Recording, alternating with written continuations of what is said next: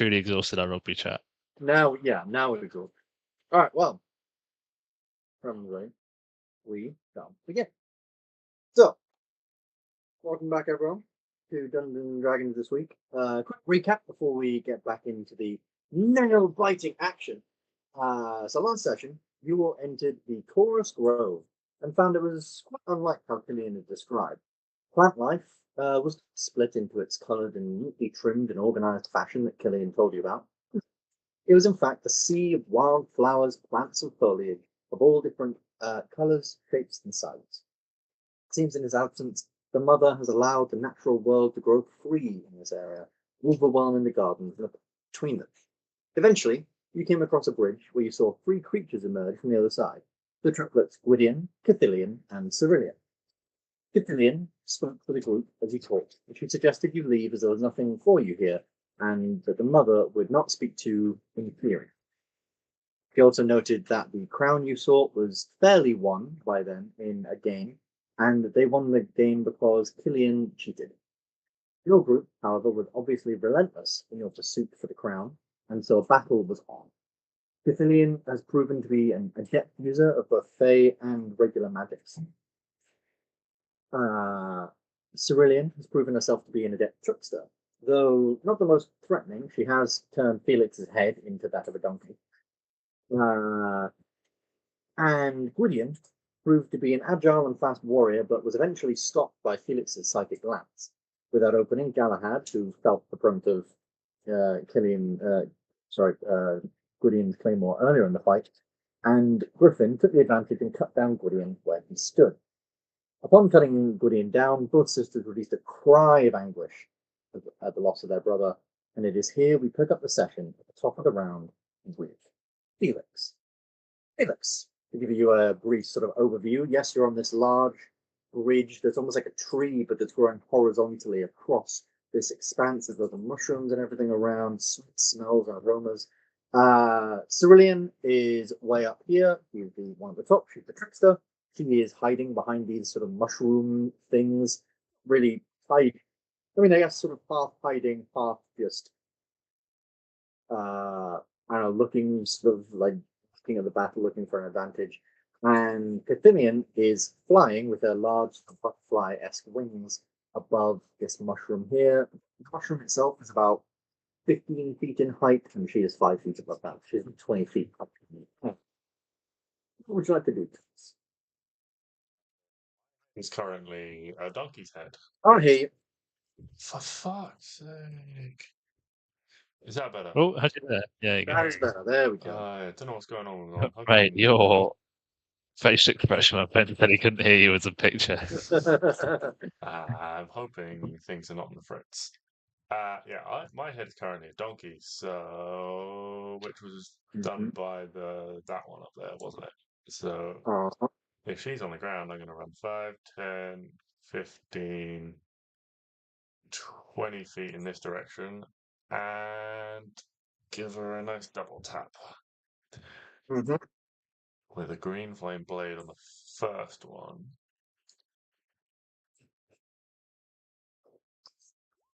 So it's 24 on the first one to hit. 4 does hit on the first one.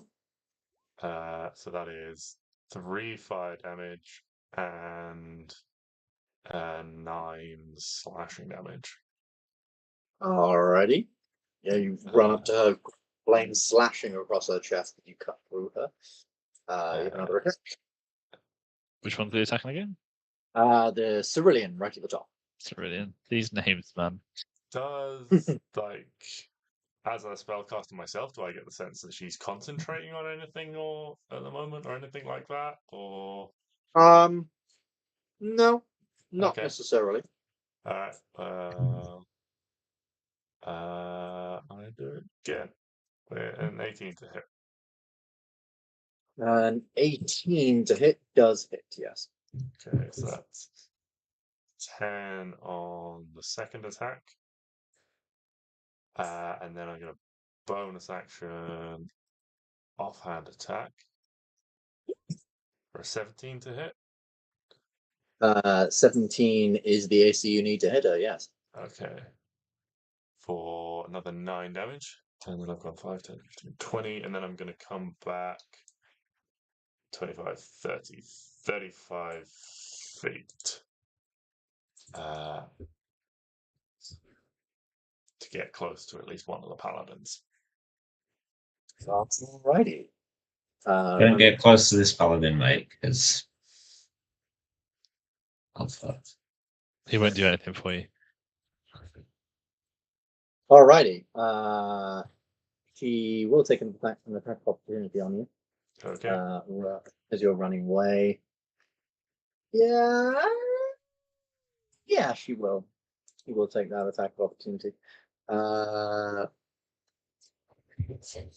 is a 24 to hit that you. just beats my AC, yeah. That's okay. She's not the most proficient fighter. That is 4, 2. So that's 10 piercing damage. As you run away, and she manages to, like, after these hefty blows, she's sort of keeling over, but you run away. Tries to just jab at your Achilles. This quite a heavy blow for such a small dagger. Her daggers, by the way, are these small daggers, very similar to Gwydion's large, like, claymore blade was made out of this, like, force bay magic energy, but in, like, two small little daggers as you run away. And finally, on your turn, can you make me a charisma saving throw, please? I will say you have a. God, what's a DC? You have an 18 feet. You have advantage because it is a magical effect. And bonus from Galahad. And Not bonus that- from not that it Galahad. matters. There we go. There is a as you run away. There's a donkey baying sound as you're just slashed across the leg, and just as you sort of reach, I think that changes into Felix's regular panting and groaning, and she goes, "Aww!" As you end up not being a donkey anymore. Still a donkey to me, mate.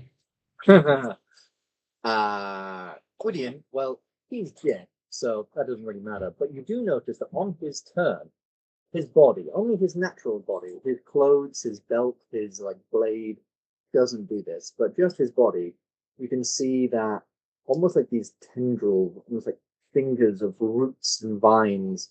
And it is kind of weird because it is almost a little bit like fingers. You see sort of like 5 thinner roots, and then, like, 2 larger but shorter ones on the ends sort of reach around his body and then slowly begin to pull him into the ground.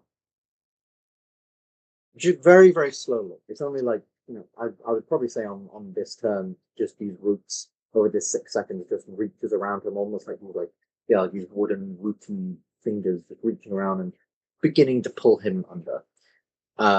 Killian, on her turn, the mage, is going to roll to see if she gets. So she's going to sort of look down at all of you, and she is crying. She's screaming. She's crying. She's screaming angrily at all of you, giving this just like agonizing wail. But then all of a sudden, there's this sort of breath of wind, and on this wind is a note, just like sort of breath of wind, and as it sort of convalesces around her, you almost hear this voice, this woman's voice, that says, "Do not fret, my child. He was born of the earth, and he has returned to the earth." And it just continues onto this voice, and with this reinvigorated sort of now, this anguish almost turns to anger. She looks toward you, and given that Griffin, you're the one who killed her, Galahad, you're the one who attacked him, so you help, and Felix, you're the one who froze him in the first place. Can I get each of you to make wisdom saving throws as she once again uses her ability to begin sort of speaking this horrid tongue, and eventually you just hear these words whisper in your ear, "Let's make a deal. Your life for my anger." It's just a spell. This is a spell, but if you remember from last time, you tried to counter this type of spell, but it seemed to be using sort of fey magics, different sort of spells. I meant more for like getting advantage on the saving throw. Say that yes, technically it is still a spell in that regard. So Like to try and counter spell. Oh, fucking hell. I mean, 13? it might be irrelevant, but we'll see. Felix was in saving throw, and Galahad was in saving Can I throw. try and counter spell it, please? You cannot, as I just said, it's like a sort of fey magics. So you have advantage on it because it's sort of magic and it's a spell, but it's sort of like a different magic than you are used to using. It's an ability, not a spell. Okay. Quote, 16 unquote. plus whatever Galahad bonus is. 3. 3. 3. So that's 16 for 13 for Galahad is a fail, and actually Felix is a pass. So only Galahad fails this one. Galahad, can you knock off for me 3 of your hit dice? And Oh, didn't you get battered by this last time? you did. You rolled like 2 top and then 1 just under. Ooh. Oh yeah, I was trying to work out why I'm missing hit dice, and it's because of this.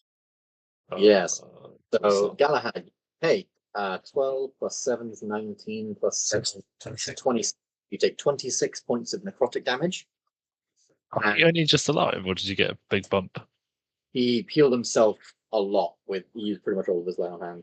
I've also got a heals by I think the heal man over there. Indeed. Get a crop. Yeah. You have a lot of that sort of 26 back to her sister, which is pretty handy for her. There we go. Her sister has regained 26 hit points. And with that, she's going to fly.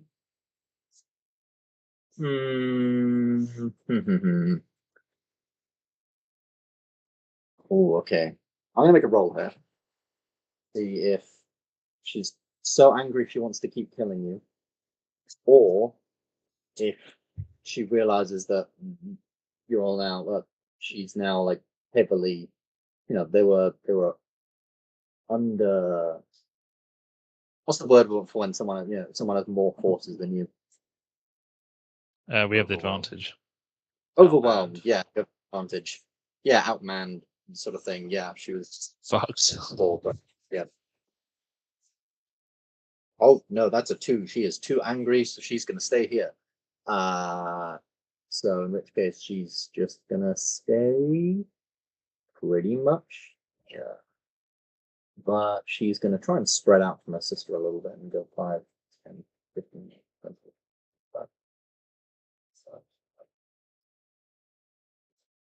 30. She's gonna get sort of like half cover from you guys, hiding behind this thing. Now about sort of 15 feet in the air, half flying behind this like mushroom. That's gonna be her turn, and then Cerulean is going to see if she gets that ability back to turn people into donkeys. No, she doesn't get that ability back. So what's she gonna do? That's now an interesting question. She's going to cast.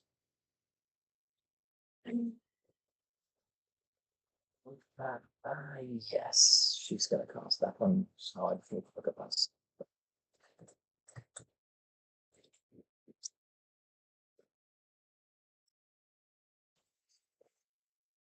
Apologies, just 1 second. What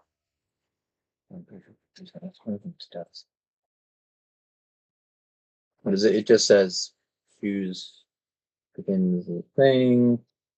Movement, dexterity saving throws, time to go by as well. An action. Okay, so if that's how the spell works, then he's just going to point towards. Griffin. Yeah, Griffin. I'm very sorry, Griffin. He's just going to point towards you. But you have 15.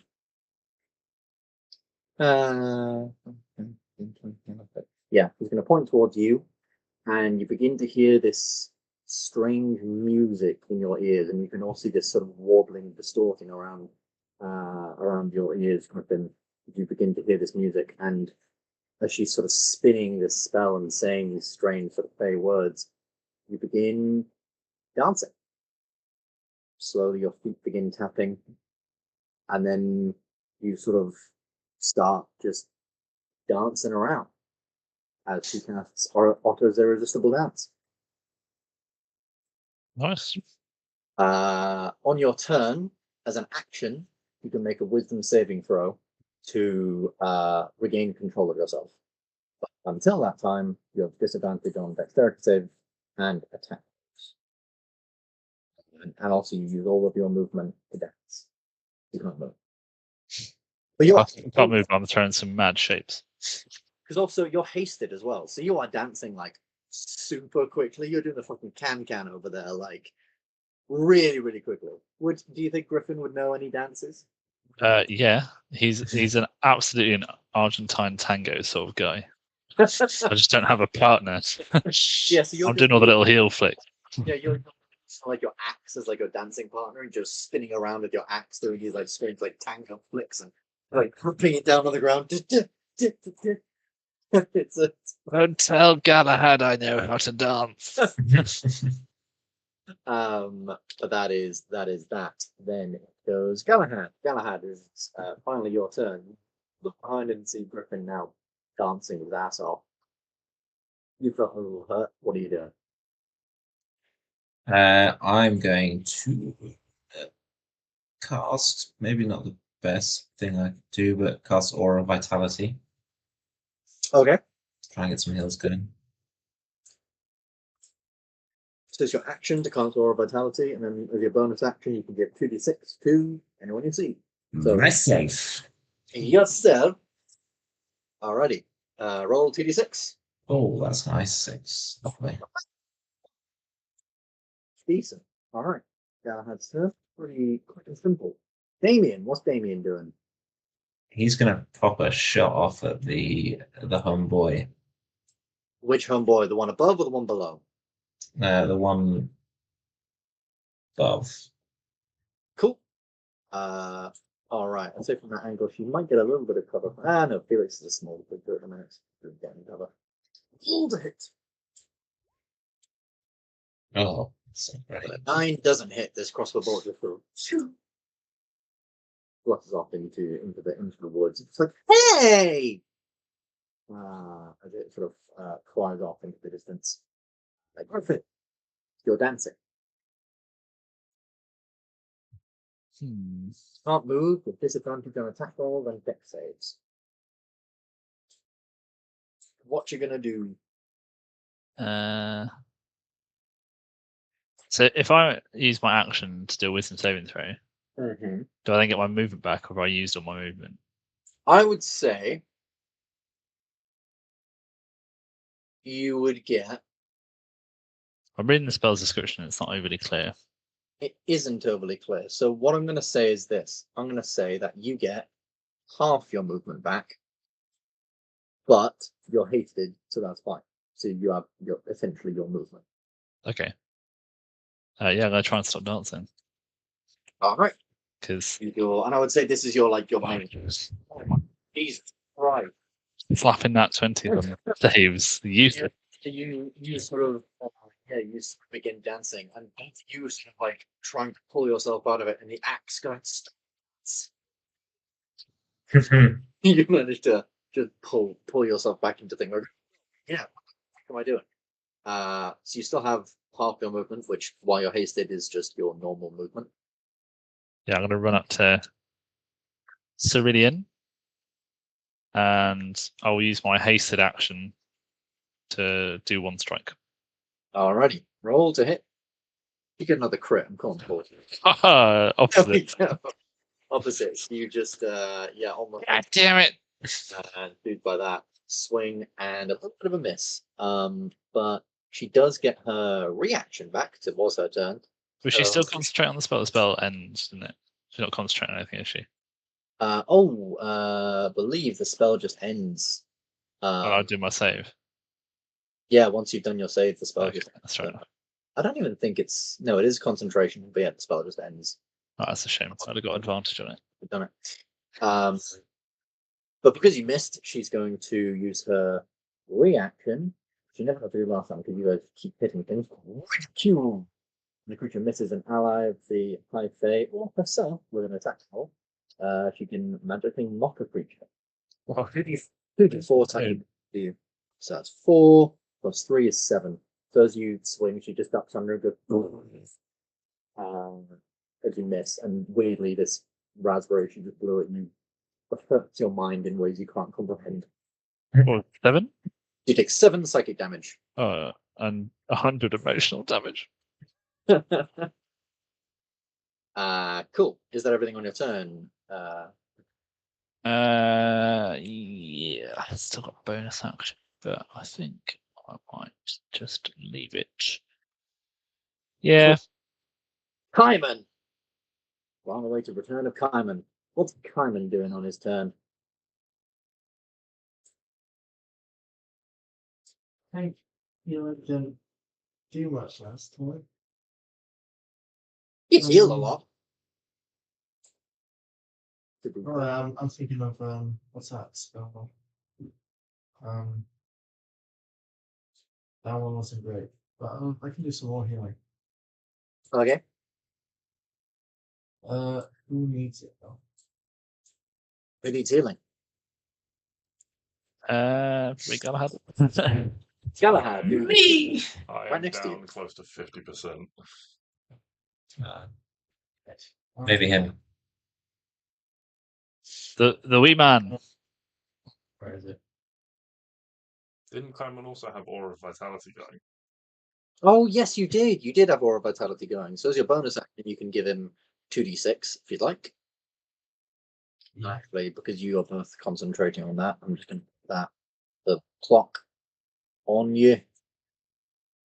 Just to remind us that you're healing, you're concentrating. This is to just remind us that Galahad is really fucking old. His time is ticking. He's like Chetney in Critical Role. He's got to roll a D100 every day. I was tempted to bring something like that in, like on the D100 every day. If you roll a 100, time catches up with you and you perish. Fucking hell, man. But I did. Galahad didn't wake up this day. Find some- Prep the Revivify. What is the red dot next to these spells? that means that they are always prepared. They're always. Yeah, you always have them prepared. No matter what spell you pick or don't pick in the day, they are always prepared. The others are the ones you have prepared. So, what spell would you like to cast with your action? I will have to move next to Galahad. And do Cure Wounds. No one. Galahad's this one. You were already next to Galahad. I can still stand. I understand him coming to the true paladin in the group. I'll block. I'll stay in front of them and heal. Level. I still have. Wait, I should have more. Oh no, I used a 7 one last time. Yeah, you just heal last time on him. I will. It heals a 6, so I'll say maybe a 3 if he's halfway. Okay. Good old 3. Yeah. Everyone's at level 3, so Galahad, you get 20 hit points back. And Yeah. the bonus action, you can give someone 2d6 healing. So who would you like to give that 2d6 healing to? Galahad again. Fair enough. Roll 2d6. Is it right? Felix is there bleeding. Oh, in that case. No, it's too late. You've done it now. Well, I thought. Galahad I can thought. heal me. How much was the 2d6? Roll 2d6. Alright, so good roll. I hope you're aware that if he's like 8 off full health, he's going to heal himself before he heals you. Yeah, Yeah. it's fine. I'm not in dire straits yet. We're still above 50%, but Oh, that is definitely one of those things you clip when in a round we're on the fucking floor. Right. So Felix, we are back to you as the rounds continue on. Is this a space I can stand in? I would 5, 10, say 15 feet to get to there. I'm gonna say no, because these mushrooms are much smaller. Okay. And that's sort of why I got her back to this one, is because this mushroom is, it's a lot smaller. Actually, you're only 3 feet tall. I'm going to say for you, yes, you can. Okay, so 5, 10, so I'm moving 15 feet to there. Over your head. And then I'm going to make 2 attacks. The first one will be the, what's it called? Green Flame Blade attack. Green Flame Blade. So 22. So 22. 12 Indeed. piercing damage. And no, that's Fireball, not Green Flame Blade. And 5 fire damage. So 12 piercing damage for 7. Second attack. Oh, that's a crit on the second one. That's a shame. Jesus. All right. So it's the same amount of damage as the non-crit with the sword. So it's another 12, and then a bonus action, stabby stab for another 7 damage. Another 7 damage. Yeah, she's definitely feeling fairly hurt now. She's showing signs of weakness, and as I said before, as you're sort of cutting into all these parts of it, it's almost like this strange, like tree sap is almost like just drooling out of the cuts and things that you're making in the hard. As I land this final blow, can I say something like, "Flee now, we only want the crown." Yeah, as soon as you say that, she doesn't even respond to you. She just looks at her sister. Almost like, you're a fairly smart guy. You almost get the sense of like she does what her sister does. Like, even though they're all meant to be triplets, they're meant to be the same age, this one looks considerably younger. Almost like, in around like teens-ish, early 20s sort of age. Whereas her sister looks like a, and Gwydion as well looked like a old, not old, but like, mid, like a full sort of grown. You get the sense that this is almost to do with how, remember Killian described them as being created, like she's meant to be the fun one. So this almost helps with her being the fun one, as she's younger, it's more playful. And in that sense, yeah, she refers to her sister. And her sister, who you've since can hear you say that. Nope, 3. She just looks at you and screams with this horrible, like, angry, anguished shout, essentially.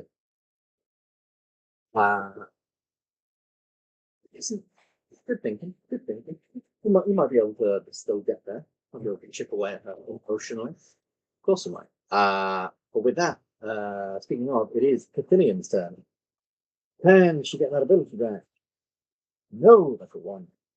So instead, she's going to look at all of you and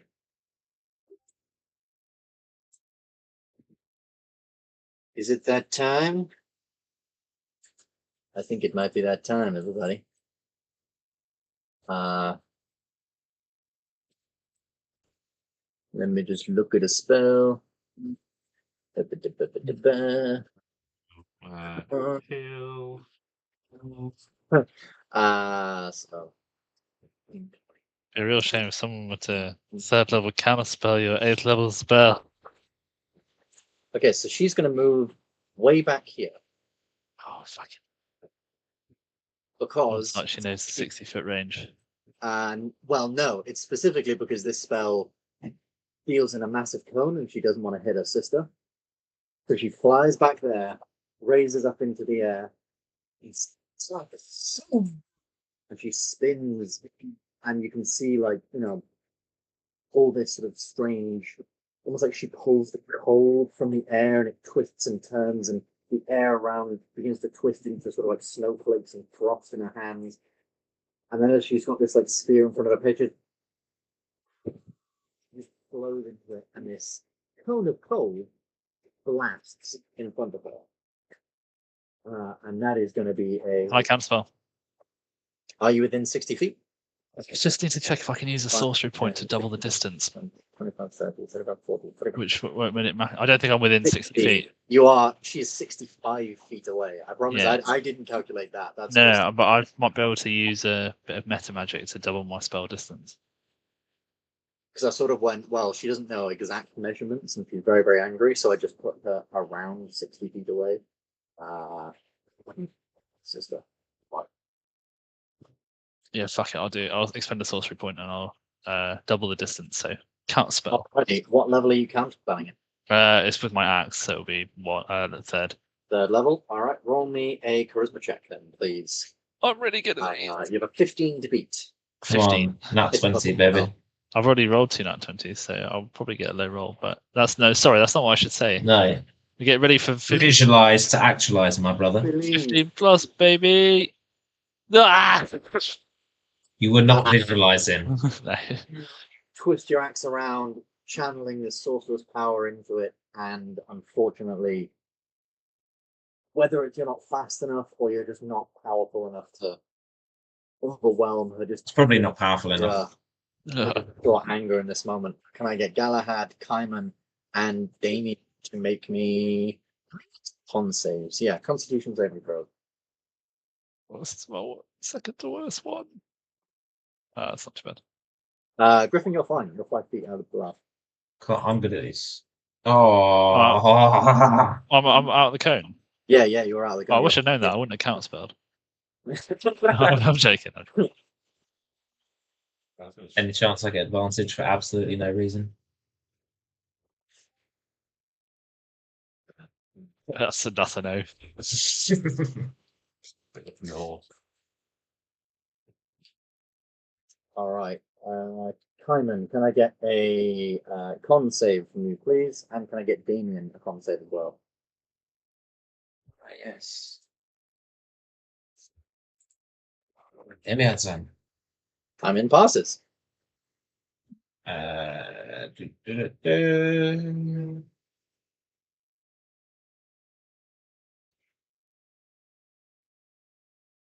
it's just strength. So it's a nat 20. It's a straight D20, isn't it? It's a con, but no. Sorry, I didn't doesn't. explain my thought process to you. He doesn't. Damien has +10 only on saving throws for strength. Yeah. Cool. But that is so that's a fail for Damien. So Damien and Galahad take 22 points of cold damage. Not a very good roll for there we go. So did you say 22? 22 cold damage. And Kaiman, you take 11. Which might be the first damage that Kaiman's taken. And then she's going to move back. She's going to move back over here. Because she can. She's Princess Buck with wings. That's as fuck, boy. That's Killian's turn. And then Cerulean, realizing she's very much in this moment surrounded. That's why I've seen a porno with this same setup. He's gonna cast. I don't know. What is she gonna cast? She's got nothing that she can do. Got nothing left. And you know what? You've been kind of pissed. So I guess you'll do. So. Who are you referring to that's pissed off? I mean, both of you came up and whacked her. So one person has poked her full of more holes than the other. Yeah, particularly Felix, because actually, does she get her ability back, which can turn people into no to roll the one? Damn it! I want someone to count one. It's really fun. So, all right. So she's going to look towards Felix, and she says something in a language you don't quite understand. You can tell it's. I don't know, maybe it's a joke, maybe it's some kind of sarcastic insult, you're not quite sure, but can you make me a wisdom saving throw as she kind of vicious mockery on you?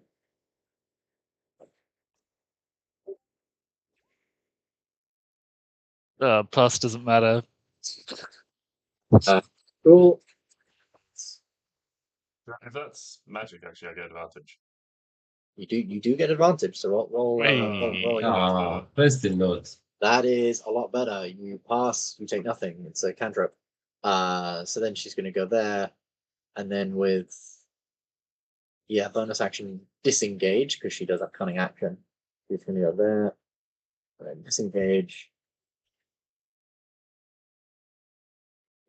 then 15. And no, going to run towards her sister, but she does have wings. So she's going to go 20, 5 feet in the air. 20, 5 feet in the air. She's basically going to fly over here. Just 60 feet of movement with her wings. So she's going to fly there. About as far as she can get. How high is she in the air? She's now on the ground. Okay. That's why I didn't bother putting a thing on her. Yeah. She flies up and over Galahad and Kaiman, and then lands back on the ground over here. And you can hear her just say something along the lines of, "Sister, maybe we should go." But her sister just snarls at her. Her sister is just like unyieldingly angry, snarling at her, almost like insulted about even the thought leaving you alive. It's Galahad. Galahad. No, retiring. Right. I'm gonna suck from rage.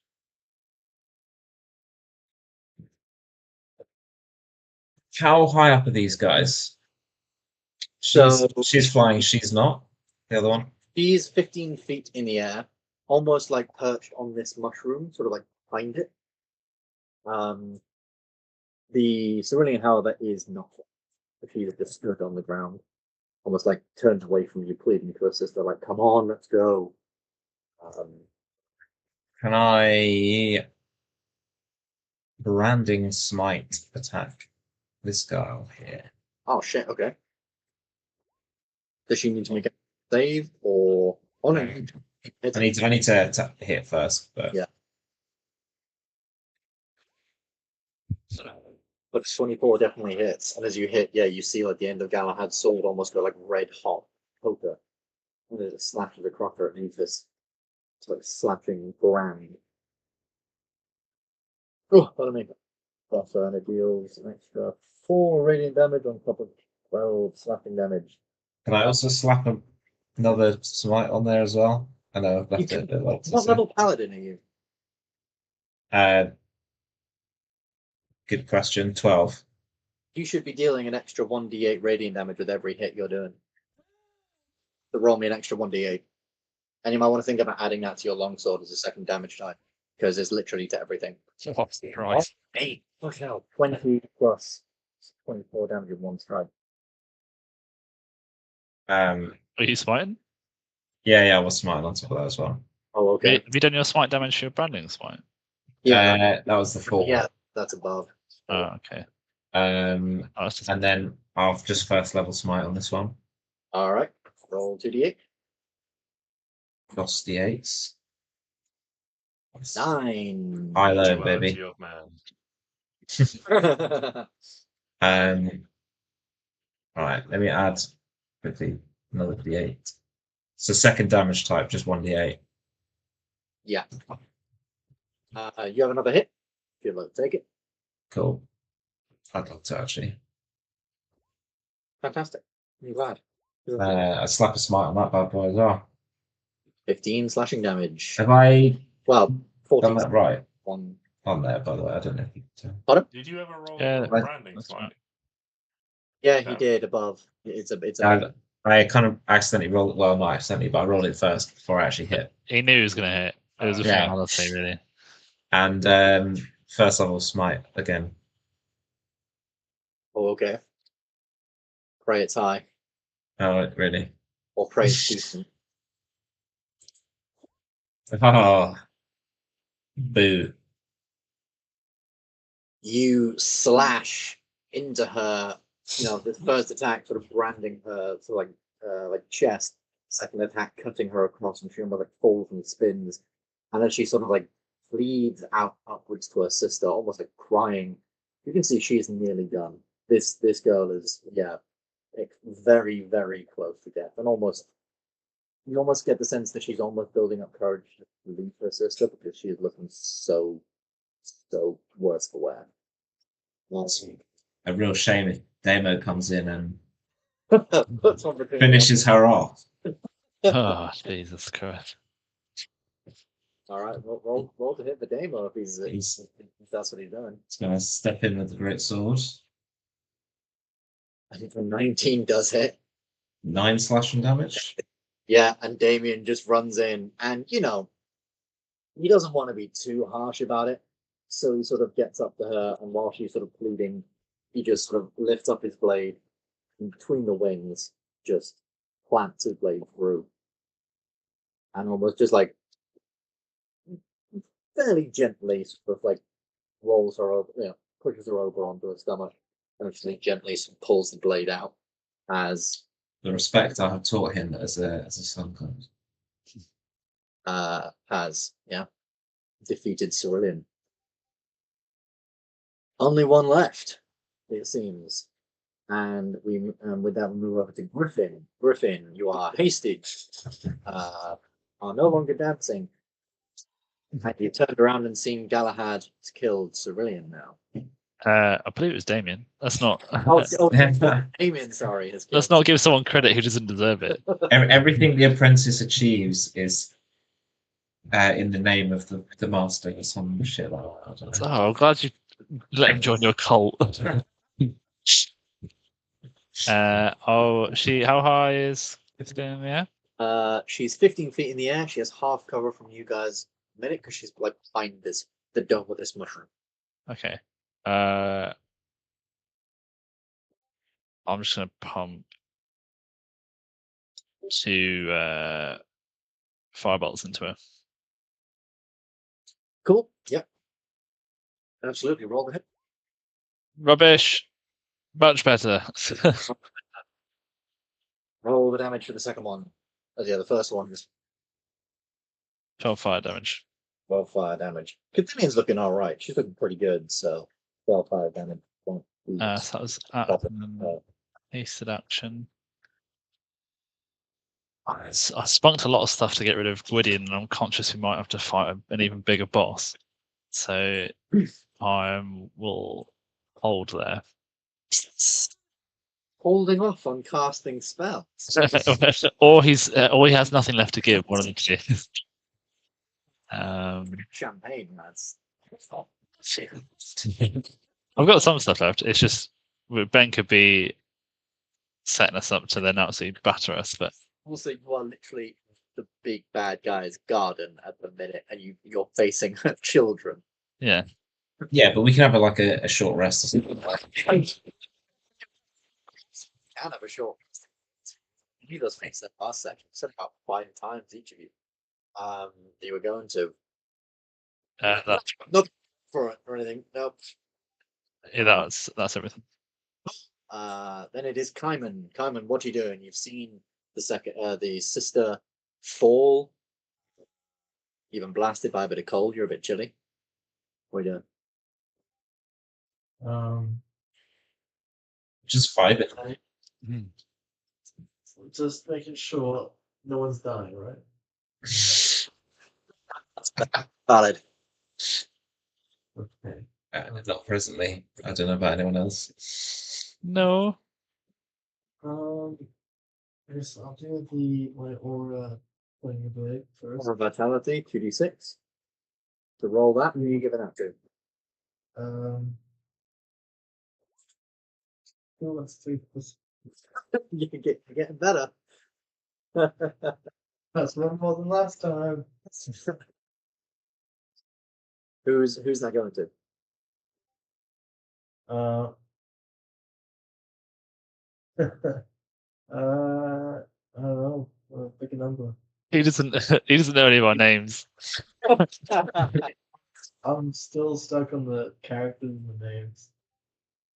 Yeah, Hang let's on. go with Take it. this fella. Leave. All right, thing. How you feeling, Felix? You all right? Yeah, I'm good back here. We're What I good. think happened is Felix is so small that compared to like Kaiman being like 7 feet, that Kaiman just can't see him. Yeah, you are underneath a mushroom. I think this makes sense. There's only kind of doesn't know how many people are in the team. No,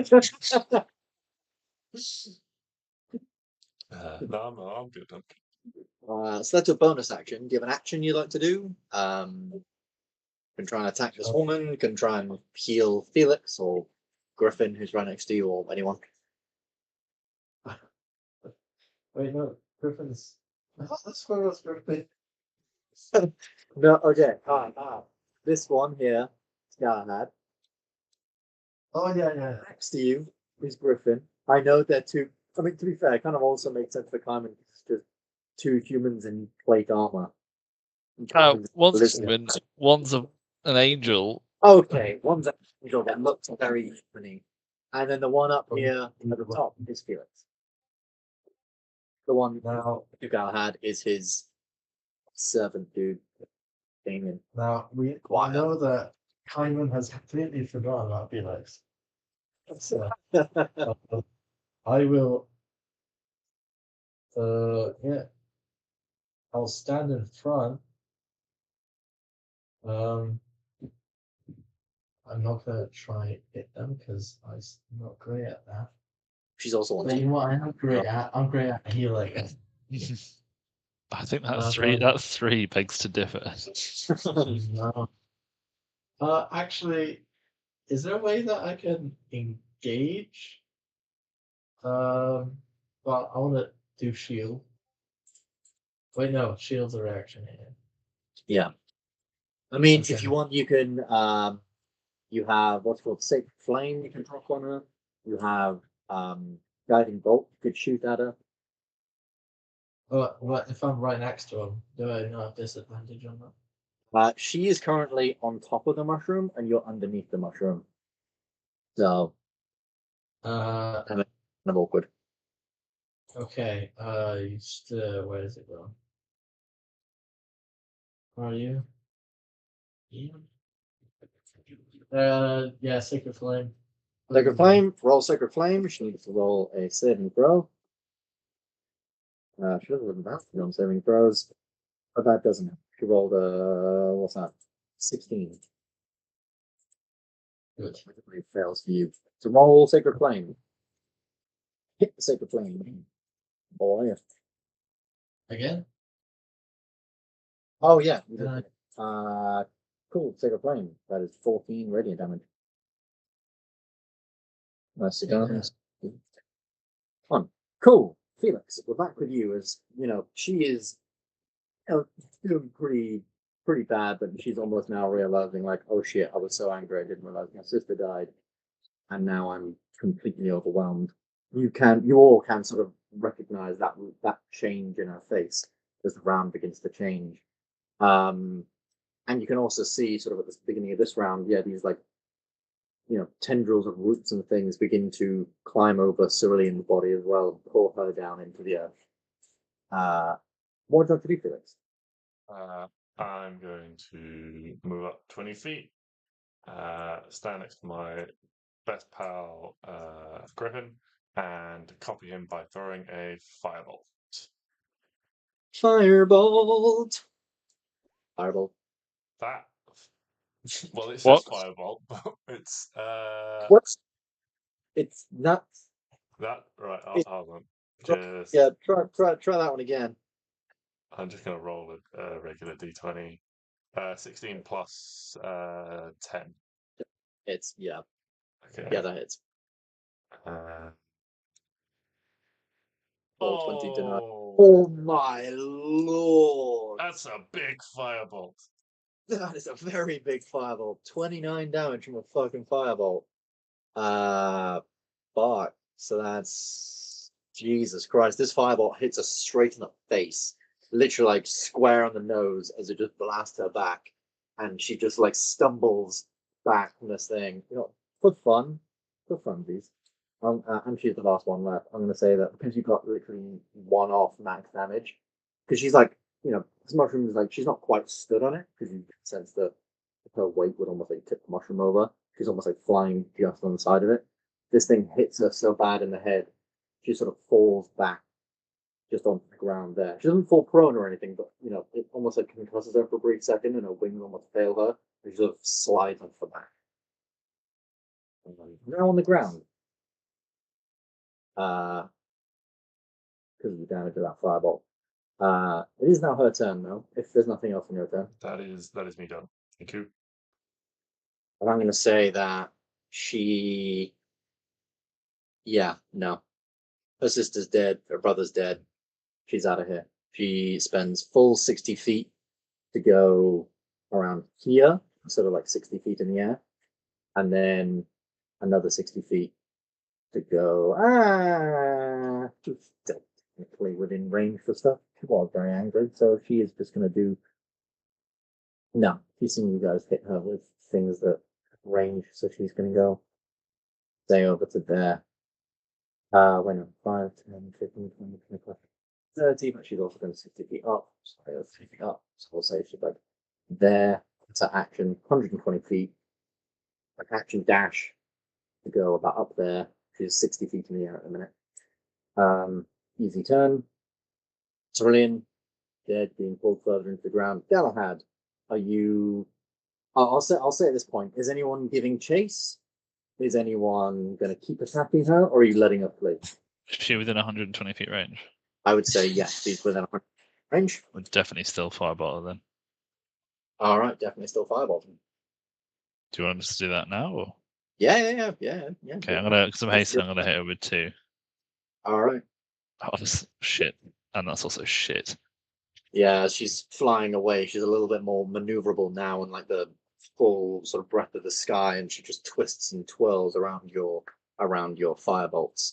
Next up, well, we've technically skipped a couple of people. Galahad and Damien, were you guys doing anything in this? Are you have anything to shoot her down or anything like that, or are you just licking your wounds a little bit, healing up? Yeah, we're not doing anything. Cool, Simon. Hasn't Anything to give chase on her, or anything to throw at her or damage her in any way, or?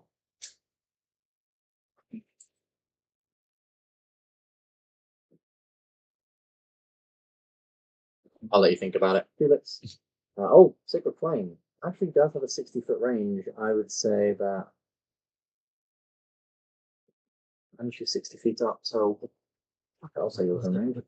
Just need to make a dex save for 3. Has advantage on magical effects. That's a 12. So that's 11 damage. The Kyron is hot on a tail. Put your fingers away, Ryan. That's hard. Sacred Flame, as she's flying, this bright, like radiant flame just bursts out in front of her, and she just sort of screams. Felix, anything from you? Are you giving chase? Or are you attacking or For the anything like that? purposes of testing this, I'm going to try this again. That looks like it's working. There we go. 14 fire damage. All right. Cool. Yeah, another blast to her back. She's now looking really very hurt. She is now looking very, very hurt. But just as it gets to her turn, she flies a further 60 feet away. I'd say now she's like just left 120 range of you all. Anyone doing anything to pursue? Anyone doing are you like running? She's just been airborne, isn't she? So yeah, she is airborne. I think she's gone. Yeah, she's gone. All right, and with that, I'll say we're out of initiative. She flies away, and you guys are left, and you can just hear the sounds of sort of like groaning wood as finally the body of Gwydion has been pulled into the ground, and the body of Cerulean has also been pulled into the earth, leaving their like satchels and their belts and their weapons sort of just left there, but their bodies are gone. Killian has just flown off into the distance. Again, So just left on the weapons were bridge. left behind. Yeah, so you've got Have a the look at that axe of Gwydion's. the large like a sort of claymore blade of Gwydion's. You walk blade. down to it and pick it up. It's at the minute it just looks like a big long stick. Doesn't really think of it as anything else other than it's got all these like runic engravings on. You pick it up, twist it around. It's fairly intricate. Looks kind of cool. The problem is you're not exactly sure how to turn it on. Do I recall him saying any words when he? You recall him? No, actually, you just recall him sort of picking it up and almost like just twisting it in his hand, almost like just adjusting it in his hand. So there's a sort of maybe as a mental command, maybe it's attuned to him, maybe it's something or other. You're not entirely sure. Should I stand there and like in my mind just up? Rise. Sword. Yeah. Erect. Erect. No. You want me to make an Arcana check to see if you can understand maybe some of the rules? Boy. 22, yeah. You're sort of looking at it and you're a little bit confused. Your axe gives you just a little nudge of thing to basically tell you that these runes are fey, and you almost get the sense that you need to be a fey creature to almost activate it. Like it can only work for fey beings, almost. A racist blade.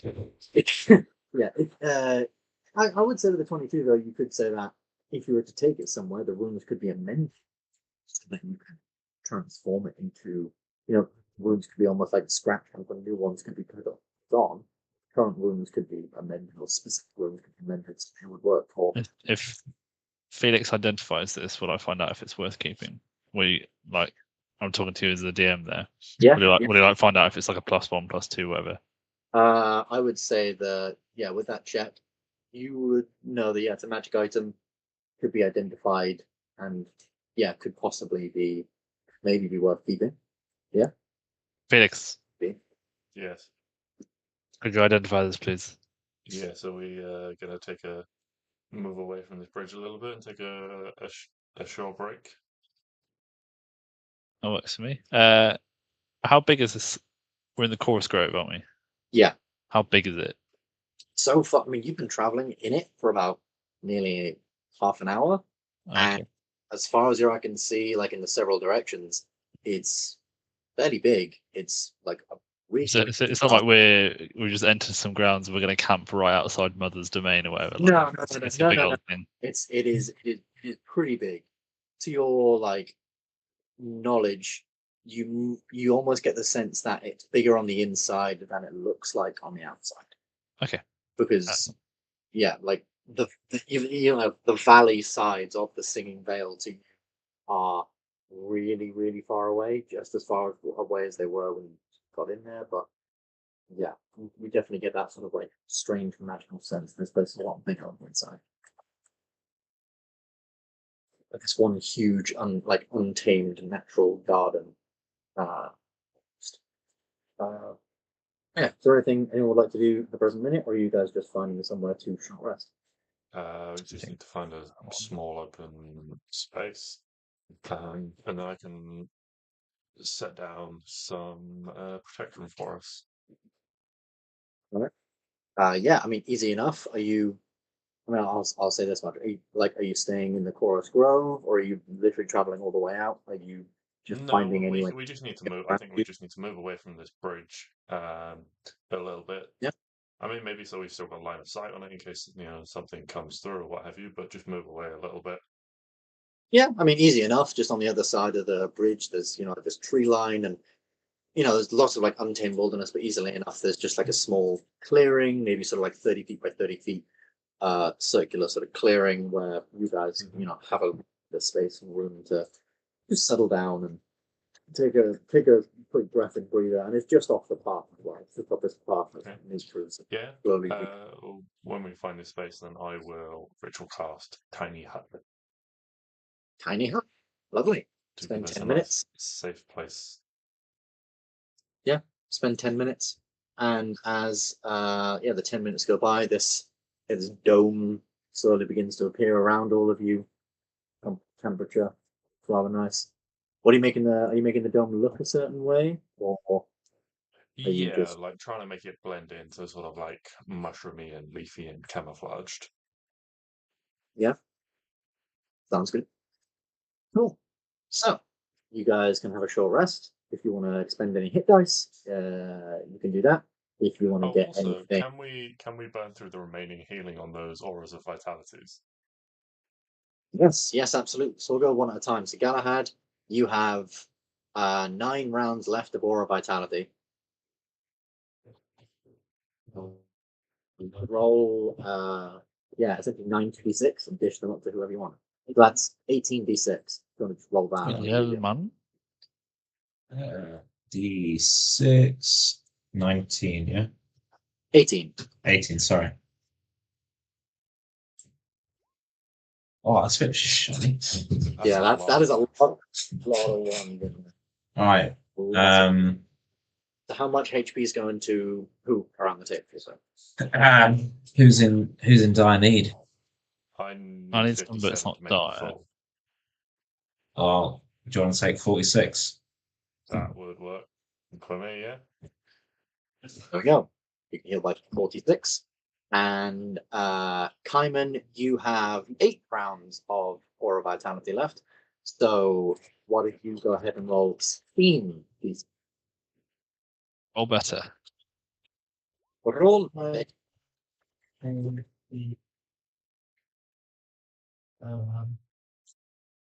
Where do I go to see? So I mean, if I have you hit go dice down, left if you want to take half of that.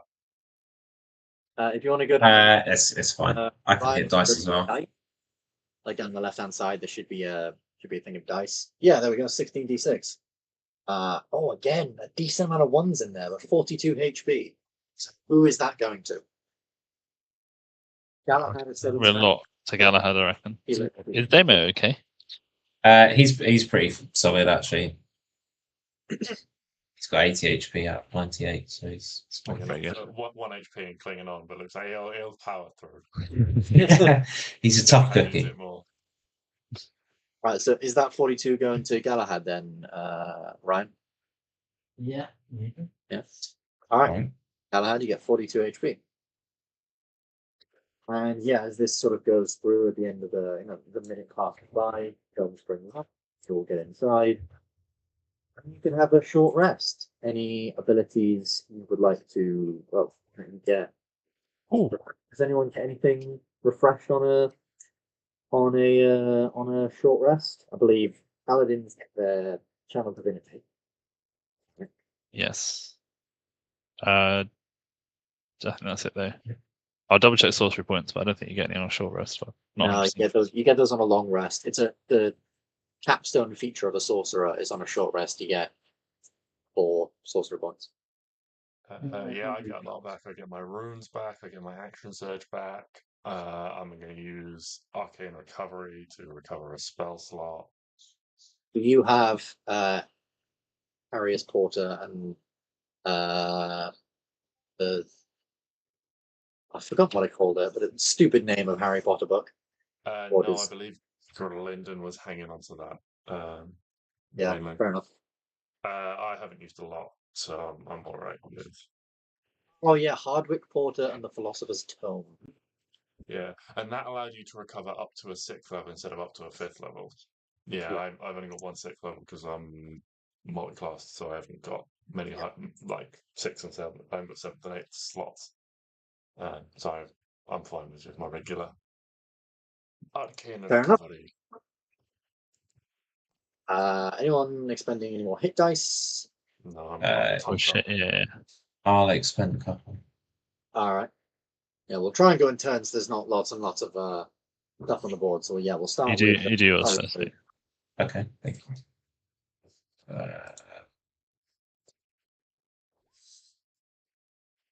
What's that? Oh, 12.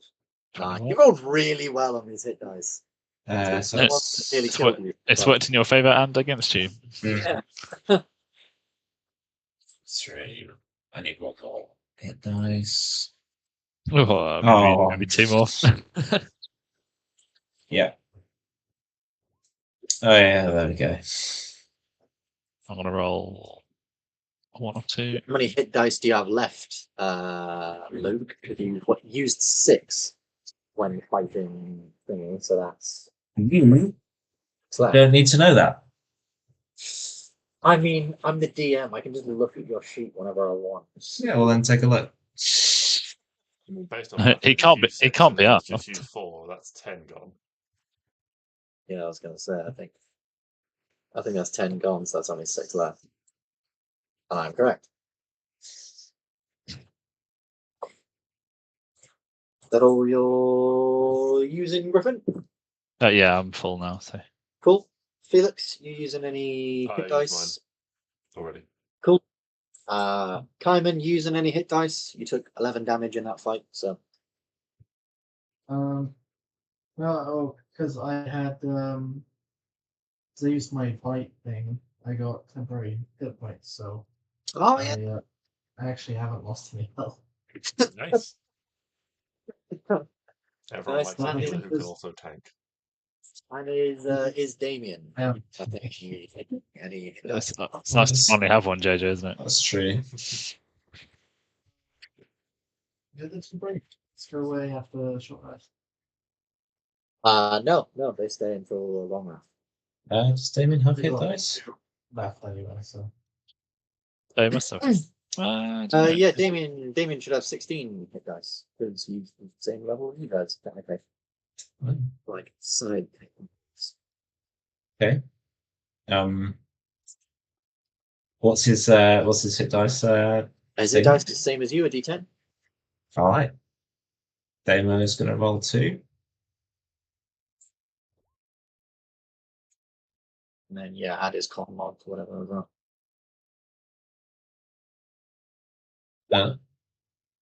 Well, that's him back then. There we go. Shoot back to full. All right. Nice. Short rest. Passes pretty easily. As you're sort of sat there, sitting for an hour, just sort of, refitting and retightening armor, sort of applying small bandages and small amounts of healing to wounds, just generally catching your breath, cleaning off blades and things like that. You do notice Damien sort of does pipe up at some point. Of course he does. He does say at one point, when I was a kid, I remember my mum used to tell me all sorts of stories about the Fae and fairies and all sorts of stuff, and I always wanted to go there, but this place is a lot different to those stories.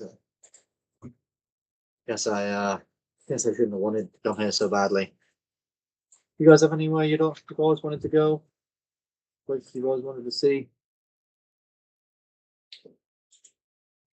To see dragons. Yeah, dragons would be cool. Yeah, they're pretty cool. I mean, I went to Titan when I was young. Probably not a dissimilar age to you. I saw some dragons.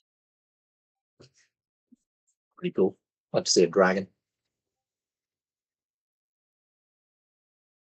They're not that impressive. Has Griffin seen a dragon? I don't know. I don't know. Would Griffin have seen a dragon? I'm trying to think if he's seen one in the game. I don't think he has. He hasn't seen one in the game, no. I mean, I shall correct it to they're not. I'm sure they're not that impressive. they're Galahad's seen- terrifying up close. Galahad's seen a bunch, hasn't he? Galahad. Were they about when he was alive? Yeah, 900 years ago, you've seen one or two. This is before the Dragon War, so yeah, you would have seen one or two as sort of emissaries from the north. You might have seen a couple. You certainly might have seen a couple. Back when you were alive, they were sort of like almost like hired help a lot of the time. Like it would be a massive cost, but they could deliver people places, deliver supplies places, protect people. That's generally what they were sort of used for way back then. They were still sort of mysticized and not really not seen by a whole lot. But you as a sun guard, you definitely would have Vain creatures, but magnificent to behold. I don't know. The last one I saw wasn't that magnificent. It was more covering Dawnport in ice and terrifying. I see. I see nothing. I'd quite like to go to Titan at some point. See a bit more of the world. I've spent so long in that shithole that is the Shattered Coast that anything is beautiful to me. Damien weirdly laughs almost knowingly at that. Like you almost get the sense that he knows exactly what you're on about. Wait, what is that? Okay, yeah. That's Damien laughing. That's a robot. Oh, Yeah, just going to the capital was a nice experience for me. Big banquet halls and people in fancy coats. well, maybe after all this blows over, I'll show you around Titan one day, Griffin. Oh, it'd be a pleasure. I'm sure we get into lots of trouble, but Oh, absolutely. oh, fuck's sake! I've got duties now. I can't just go running off. There's still 4 in Titan. Yeah, but am I not a Juicer somewhere? I didn't really listen. The tattoo really hurt. Nice to see you take your responsibilities seriously. Oh, am I? I've just remembered them. That doesn't mean I've taken them seriously. It's called sarcasm, you buffoon. Oh, I can kill you in your sleep. I'd like to see you try. One day, old man. Unless your name is Father Time, you might have to get there a bit quicker, Griffin. As you're No, talking about dragons as well, your axe Griffin pipes up and says, "Some magnificent creatures. I have elves. What do you think?" I never ask for your opinion. You always give it.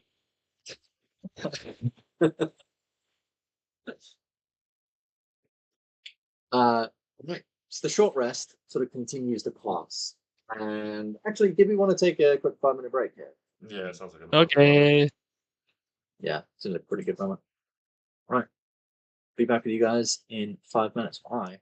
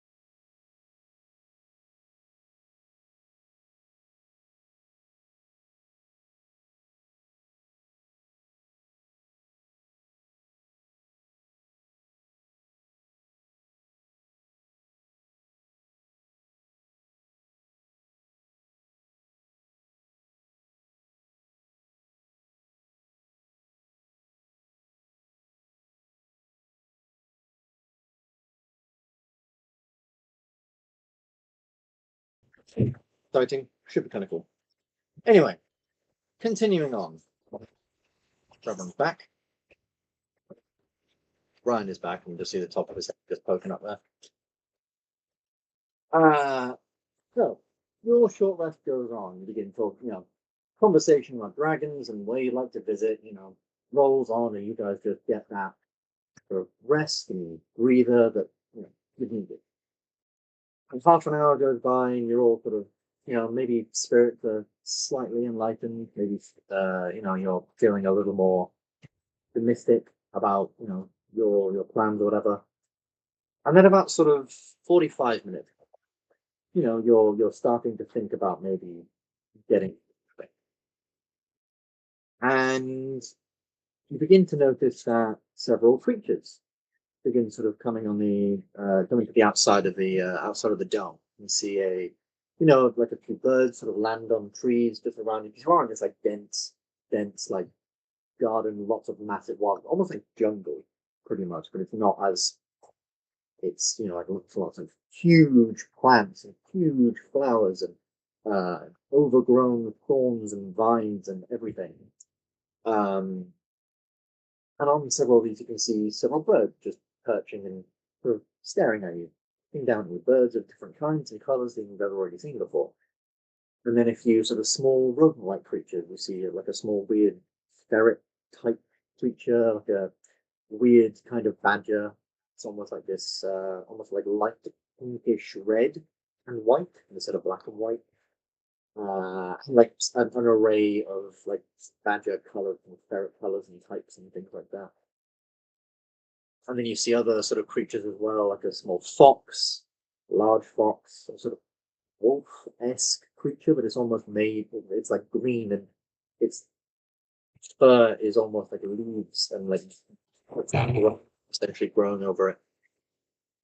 And then like a deer, and an elk, like this large, proud elk that sort of steps forward, and there's like this horse as well that seems to sort of peer through the branches. There's an almost like jaguar, tiger-like thing that sort of perches itself on one of the things as well and looks down. And slowly but surely, you begin to realize that you are being entirely surrounded by dozens and dozens of creatures, wildlife, animals, all of them staring at you, not doing anything. You see predators and prey ignoring each other in this environment and just staring at you within the globe, almost as if they can see you within the globe, even if Felix, you made the globe sort of that people can't see within inside. They're just staring at you within this space. And as they're all blinking, you also notice that all of their eyes are like a glowing bright lights, like these almost like bright green lights in their head. Sorry, bright like purple lights as they stare at you. And there's at least 30 to 40 animals all around you at one time. And more are coming in. More birds are landing. More small mice and insects now are beginning to crawl over branches in different parts. You can also see that on the edges of the globe, grass and roots begin almost growing, not like fully up the edges, but it's beginning to grow just like at the base of it. Almost like leaves and things are growing up the sides. What would you guys do? You saw all of this, as you see all of this happening around. Looks like meat's back on the menu, boys.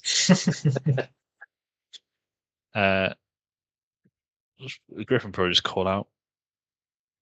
Yeah. Hello. Yeah. All of these creatures, as I say, just surround you and stare at you and look at you. And then No response. Or... No, they don't respond at first. And there is a brief pause, but then almost as if speaking through one voice, almost as if one voice is in fact speaking through all of them, they all open their mouths and begin to speak. And a woman's voice almost whispers, sings like a whisper, through their voices, and it says, "You are not from these lands. You are from violent land, created by violent gods, ruled by violent kings and queens. And this has turned you into violent men. It is for this reason I do not blame you for the death of my children. I trained them to be strong. They too took an affinity to violence, one I wished not to impart on them, but a mother does make mistakes in the pursuit of perfection in her children. That is my fault. All of this is not your fault. I will say this to you. I forgive you for killing my children, for entering my lands. But I will not forgive you if you take a step closer towards my home. You continue this path, and I will once again become the creature of violence I once was. Continue this path, and you too will return to the earth.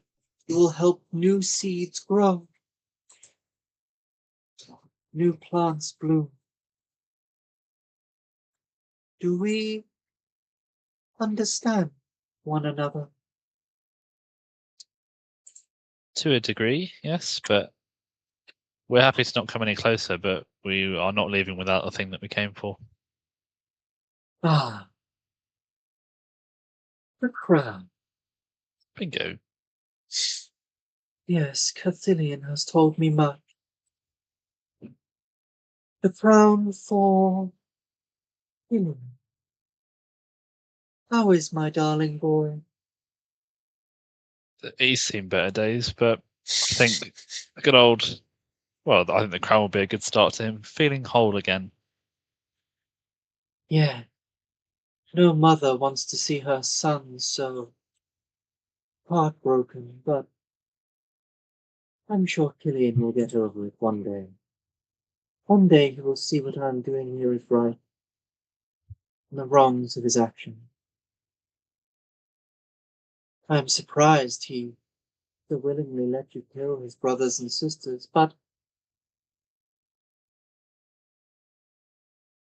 Are I you, learned long ago not to question Killian's mind. are you speaking figuratively here, or is he actually your son? Because he left that part out. When I first inherited the grove and grew it, a young boy, a changeling, wandered his way in. He was lost and alone. At that time, only the wildlife grew here, and I allowed no other fae in. But he was so innocent. I took him in as my own, gave him power, gave him strength. But he was lonely, so lonely. He wanted me to invite others into the valley, into the grove, into what I had built, but they would not respect it. They would ruin it. They would drown the song with their cries and incessant whining. They would destroy the plant life they have, create homes for themselves, to create baubles, trinkets, and they would soon let the war of the Seelie and Unseelie into these lands of which I would not abide. Instead, I created for him a brother and two sisters, Gwydion to teach him strength, Pavilion to teach him smarts, and Cerulean teach him to always be that young, innocent boy I found. But it seems he did not get on with his sibling, and it seems his pursuit to let others into the valley, to shelter them from the wars outside these borders, was too great. He stole my crown, and has had it for many, many years now, many generations, and you have seen the damage it has done. The purple leaves and flowers outside are evidence of the blight he has infested upon this land. I can withstand it no more, so I instructed my children to take it back. This land is mine. It has been mine and will always be mine, and I made the mistake of letting a child get in the way of that fact. Just I will want to not row make back that on something. mistake. You said you inherited the grove? Who owned it before you? No one, I suppose. This whole land was barren, empty, just fields of grass before I arrived. It was unclaimed, unalive,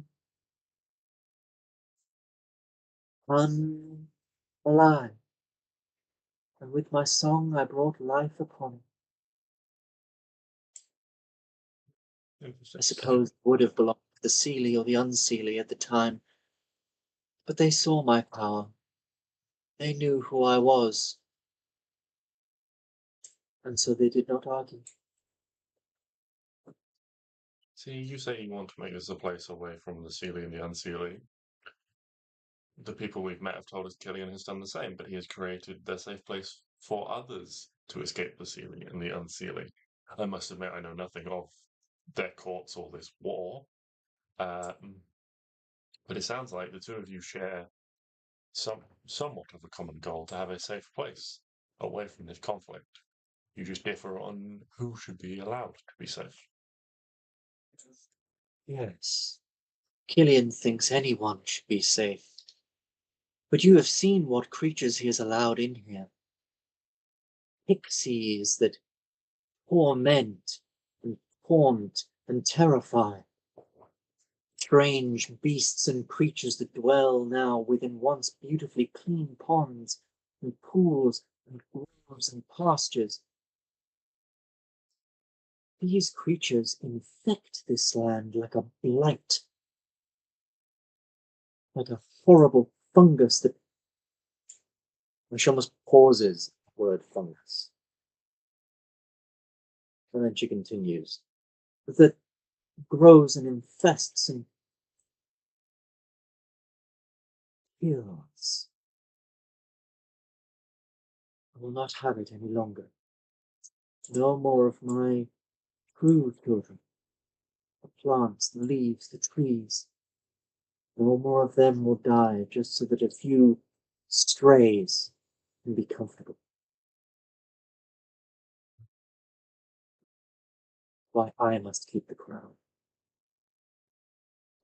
Well, whoever has the crown, it seems like someone loses out. So, who are you to decide what's right?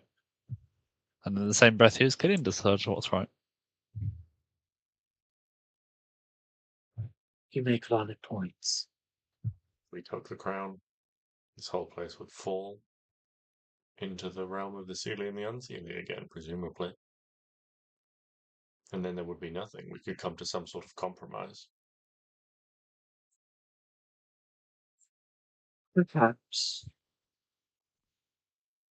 What compromise might you be thinking of? Well, for Killian to give us what we want, we need to give him the crown. So that would be the terms and conditions. We leave Killian in charge. And maybe between the two of you, we can broker some sort of arrangement.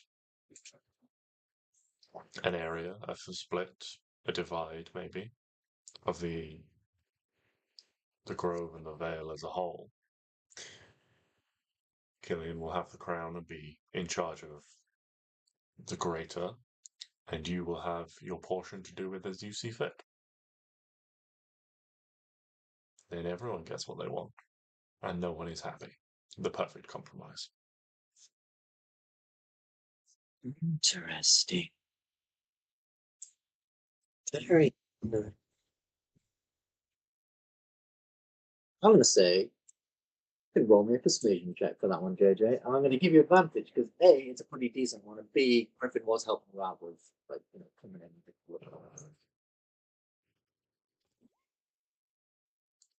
Oh, there we go. Doesn't get any better than that for me. After all these years, I'm still surprised when I don't prepare for you guys just to roll an excellent persuasion check. So there is a pause. And you can see all these plant creatures for a second almost all their head. And all these like animals all cock their head and almost look concerned and confused for a minute and say, this could be acceptable. If Killian were to take his inferiors elsewhere, another safe haven, perhaps.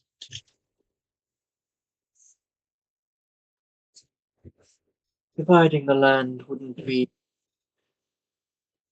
the worst, I suppose, so long as I still maintain a majority for all of my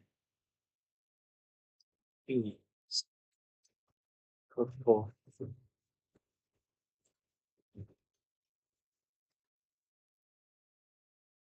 Very, very interesting indeed.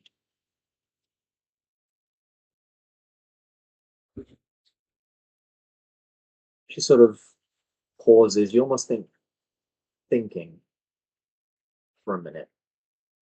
Is there anything anyone else would like to do or say or anything like that?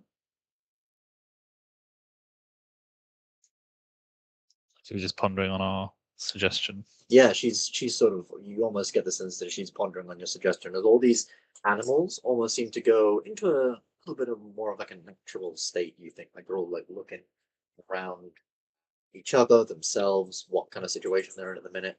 They're not being aggressive toward each other still weirdly. I think just reinforce the point. When you have these discussions with Killian, you need to keep it in mind. We'll say the same thing to Killian. You know his powers better than we. If we were to contact him, how quickly do you think he could make it here? To have this discussion face to face, potentially. I don't think it would be too long for him to get here. No, not at all.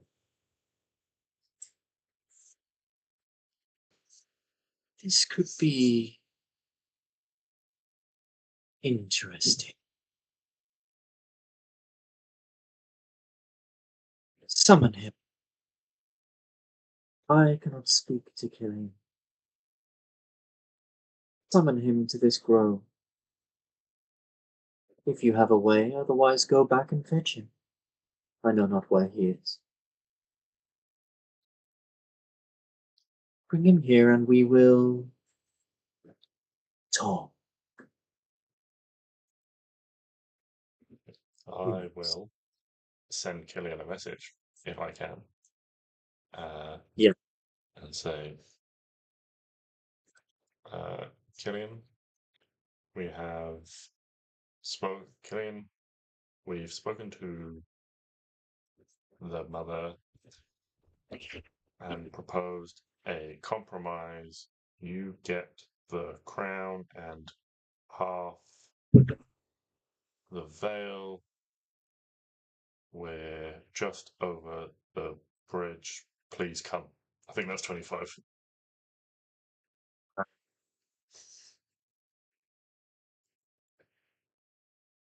It is at this point, Damien turns to each of you. Well, turns to you, particularly Felix, and says, okay, be right there. And he stands up and he almost slicks back his hair, and as he does, red powder begins to fall from his head down his body, and he once again transforms into Killian the Shifter. I draw my sword and point at him and say, "Where is Damien?" Oh, yes, him. Apologies. I just wanted to make sure you would all do the job, so I sort of came along. To see you again, Mother. I thought I banished you from these lands. Oh, you did, but I'm me. So no, you're mad. I've got the crown. You've got the crown. Even with the crown, you whatever. We'll talk about that in a second. Your friend clicks his fingers, and then a rift opens in the air, and Nathan just Nathan. down. Who's Nathan? That's Nathan fucking Damien, like just fall and hits the ground with a large thumb. Like, I mean, that would be quite the trick if he summoned the wrong sidekick. It's just got them all in a little portal from a little pocket dimension. And you can see Damien now, the real Damien, is sort of like laying there like, I've been falling was all this. Why? He looks up towards Killian and Killian just like, it's a new experience for you, I suppose. Falling for hours. It's like quite impressive. You didn't completely die when you landed. I really thought. Hang on a minute. We have made good progress with Mother here. Do not come in with your shitty attitude, peacocking all over the place and ruin it. Also, if you wanted to come with us, you literally could have just asked. Oh, well, I could have just asked, but where's the fun in that? You remember, all of my friends have abandoned me. This is the most, and all of my, well, all of the things I own have been taken from me. I wanted to be fun. And this handsome young devil here, devil. It's the perfect. Damien, are you all right? I will be. Yeah, just where are we? You can. I don't know if Damien's hit points are at full, but you can put them at full. He hasn't taken any damage. He's been falling for the past 12 hours. They are at full. There we go. He's been falling for the past 12 hours. Jesus. Yeah, what do you do fine. He after- gets up. His legs are like jelly, and he sort of like stumbles back, but eventually he sort of like managed to gather his strength. Pins and needles. Get Pins him and needles. Yeah, it's definitely like pins and needles. Okay. That was really weird. I didn't like that. He goes and sort of like awkwardly shuffles over behind Dad. A little bit like sheepishly. Sort of shaking his limb about. And then said, so a deal. What kind of deal is this? Something about me getting half of this place? Yes, I propose that you get the crown, give us what we want, and the grove is divided between you and your mother. And each of you is allowed to do as you wish with your own portion.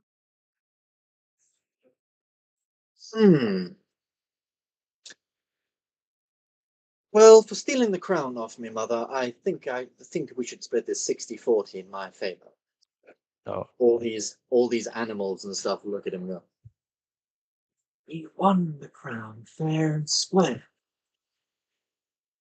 Fair and square. Do not test. You are in my domains now. Well, yes, I suppose. Do you all come out here, please?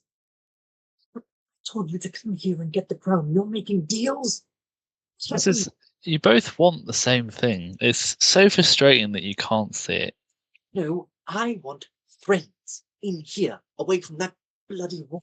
You want wants people out of this place. She No, wants you both want to the keep place things boring. safe. It's just different priorities, and you can have a large safe space where you can do that.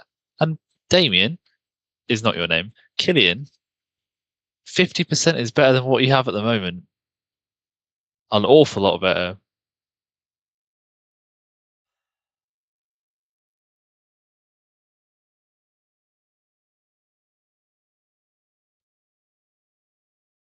You make good points. From what I Oh, understand, I'm. sorry, go on.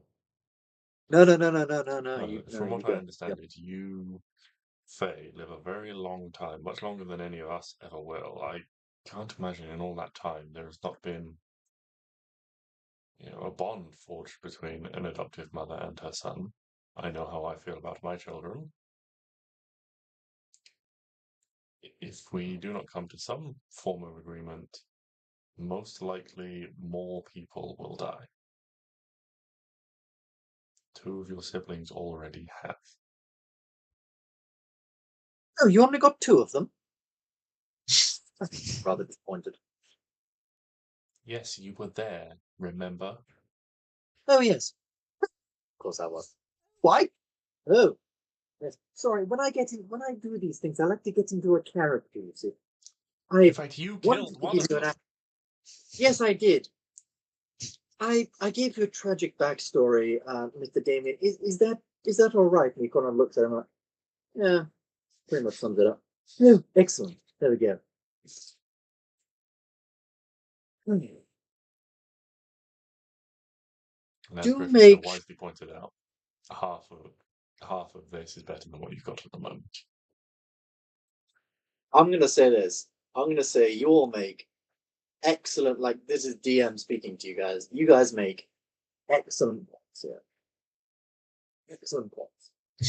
And I genuinely think you do, to these creatures, have a compelling argument. So, But Ben wants us to die, so So they both attack you. Ben knows these stat blocks. no, Don't forget, he's sorry. got to use them. Well, here's the thing. I'm going to say yes. You have very compelling arguments. So I'm going to say this is a bit of a skill challenge. So you've all given some kind of argument. If you can reiterate those if you can each sort of reiterate those in a cohesive way, that's like almost like a final statement you would give these creatures before they either agree or disagree. And I'm going to say what you guys, your roles, whether you succeed or fail, is going to determine the DCs that they each need to pass or fail at when they're going to make saves. And they're going to make saves against, I guess, their own ego and their own, like, what they want. It can be like wisdom saves against what they want. We're not winning on a save if Killian's up against his own ego. Well, it's a sort of like, do they stick to their guns and try and keep what they have, or like try and keep on what they're doing, or do they go with your plan where everyone gets a little bit of everything?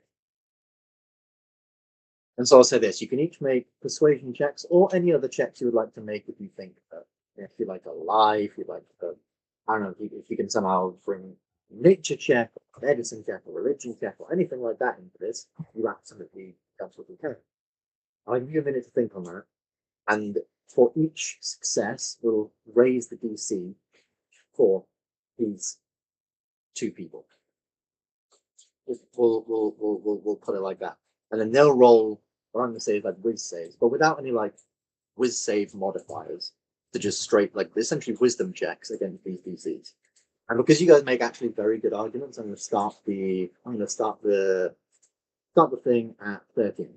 The base DC is 13. They need to beat for every one of your successes. That's going to go up to a max of 17. So, who would like to go first with a compelling argument and what skill would you like to roll? The base is obviously persuasion, but if you can think of any other skills, absolutely, you're more than welcome to use it. This is, by the way, to potentially just end the arc. It's like, you know, yeah, you persuade your way out of the thing. Can I roll intimidation? And I'll reiterate the point. It's more intimidating Killian than just saying like if you don't do this negotiation properly, you won't have anything. Like, Okay. we're seeing it from both sides here. I'm not, I won't say that we won't help him if it comes to a fight, but like, I'll sort of leave it very loose on whether we actually would. Like, we're trying to get a deal for both of you here. We're not just working for you anymore, Killian. Yeah. Okay. Roll me an intimidation check. 18. 18. I'll say that is one pass. The DC is now 14 for Killian for Killian to beat. I'll say yeah. Only Killian makes this check because essentially the mother is definitely swaying on the side of. Well, yeah. I can just we can split the land. They can have we can split the land. I can essentially bring all my wildlife and all my things. I can regrow them over in my section, and then he can have his section, and that's all I care about. Sort of thing. Whereas Killian's more like, ooh, but I like in my own place. So you are essentially doing this to Killian, yeah. So who would like to go next? I'm good. Probably a bit of a persuasion check from me, but I'll say the two of you are clearly very powerful. You hold sway over vast swathes of beautiful, unique landscape, things that I have never seen the like of from the place that we come from. Even divided and controlling your own portions, I'm sure you could find a way to work together to mutually expand and create the largest and growing safe haven in your own styles away from the unseelie and the seelie courts. Okay. Yeah. I'll say that's obviously a persuasion check. I'd say as well, like if anyone have any abilities that can obviously enhance ability checks, now would probably be the time to use them. For example, Hyman, I believe you have guidance. If you would like to use it, that is. Yeah, the only thing I've got is mass suggestion, which I don't feel like would be great to start trying to charm people. I feel Possibly. like that could just end up backfiring. Possibly not. If nothing else, then roll me a switch. Are you casting guidance, Simon, or are you? Oh, doesn't fucking need it. That's going to be 2 passes. That's a DC 15. Because there's Kaiman and Galahad left to give, I guess, their ability checks to this skill challenge. I guess I'll just roll persuasion. Yeah. And I will preach to them about the benefits of peace over war and how through peace everyone can prosper and grow greater. I like that. And also just chucking this in there to remind everyone that Galahad's a bit of a G. He's I got that there, so people respect me. I think your noble birth, people are inclined to think the best of you. You're welcome to high society, and people assume you have the right to be wherever you are. The common folk make every effort to accommodate you, avoid your displeasure, and to your pride. Doesn't really give me anything other than. You mean nothing here? I mean, it says like people of high birth consider you in the same social sphere. So I would say that you can have a +1. Sick. +1 to your check, because as much as that technically might apply, you are also in a different land. So yeah, I would say they would give you. Can I change that to an athletics check and get them both in a headlock? Were you casting guidance, Simon, or were you around your point? I think you said you were going to cast guidance to Kyle, weren't you?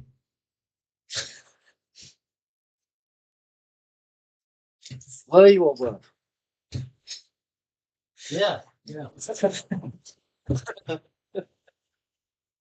Always. Right. Roll a d.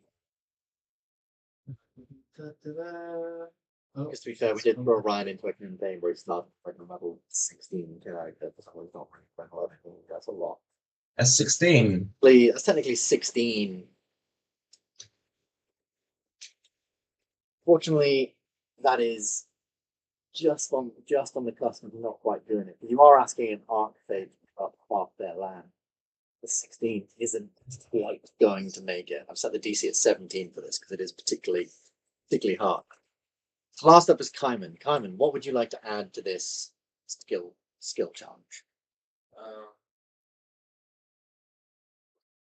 Is it persuasion or intimidation? They're the same. You can use either. If you can think of an intimidating way to say this, you can use intimidation. If you can think of a persuading way to say this, you can use persuasion. I'd also remind you can give yourself. What if I use wisdom? Like, I guess because like I need persuasion to tell them something in wisdom. Yeah. What else are you proficient in? Are you proficient in anything like nature or anything like? Just wisdom. I will do that. It's like war. What is a good for? Absolutely nothing. Say it again. Add your guidance.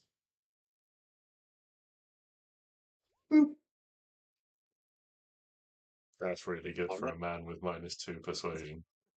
It's very, very good for a man with -2 persuasion. So the DC was originally set at 13, but that's 3 successes, so that is now 16. He needs to beat. If he beats it, sorry. Yeah, you guys are doing that. So if he beats it, he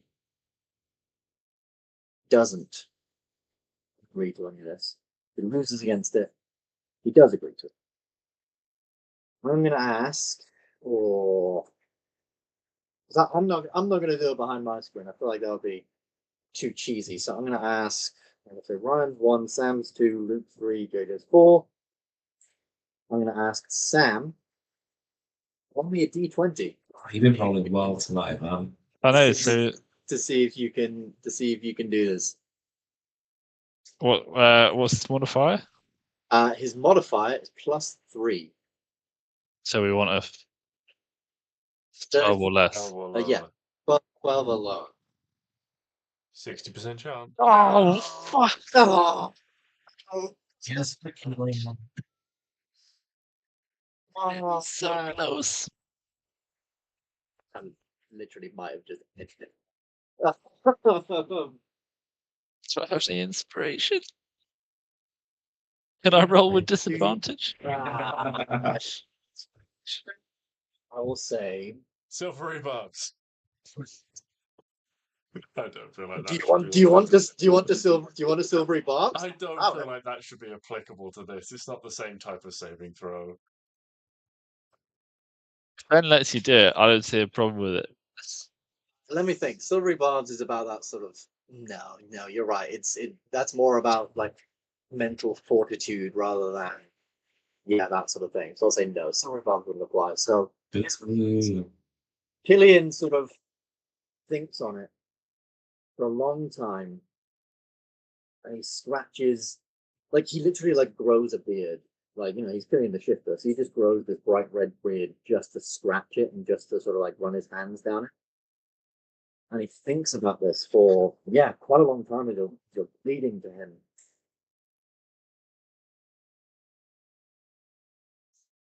And he looks up and he says, I'm sorry, but 50% is still 50%. And you don't know what she was, what she is. Have any of you heard of Zugtmoy? And immediately, as he says the words Zugtmoy, vine rips from the ground, wraps around his neck, and all these like animal and plant creatures say that one more time, and we will snap your neck, my son. And it will be so easy.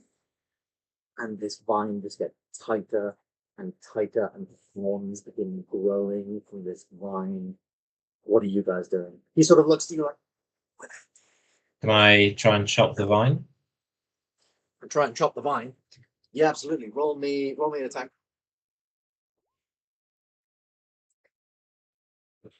23, yeah. 23 definitely hits the vine. Roll damage. This particular vine, you do 15 damage in one strike. Oh, 15 damage, yeah, that's enough. You run over, slash this vine. It's chopped straight in two. He drops to the ground. The vine sort of just slithers and molts away. And suddenly you watch as all these sort of animal creatures run off into the forest. But in this clearing space, plants begin to grow from the ground. Things begin to rise from the ground. And they grow up and up and up until they begin to twist around one another and form a figure, a feminine figure, almost like skeletal thin, in an almost frightening visage, but with beautifully bright colours, all in bloom. This horrifying face just looks down upon you. I want to say, well, who would know this? You two would know this. So, Griffin and Galahad, at the name Zukoy, can both of you roll me religion checks? Zigut Moy. Zukt Moy. considering I'm a very religious character, I have rubbish religion. Religion, yeah. Yes. 13. No, it doesn't quite ring a bell to either of you. This creature begins to rise and rise and rise from the ground.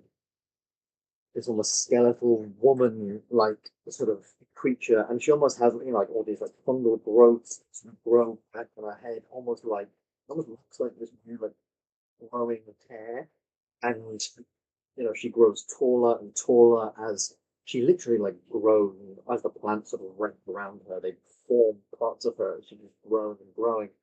And she raises a hand and goes, "If you'll not take such a deal, then you will leave, or you will die."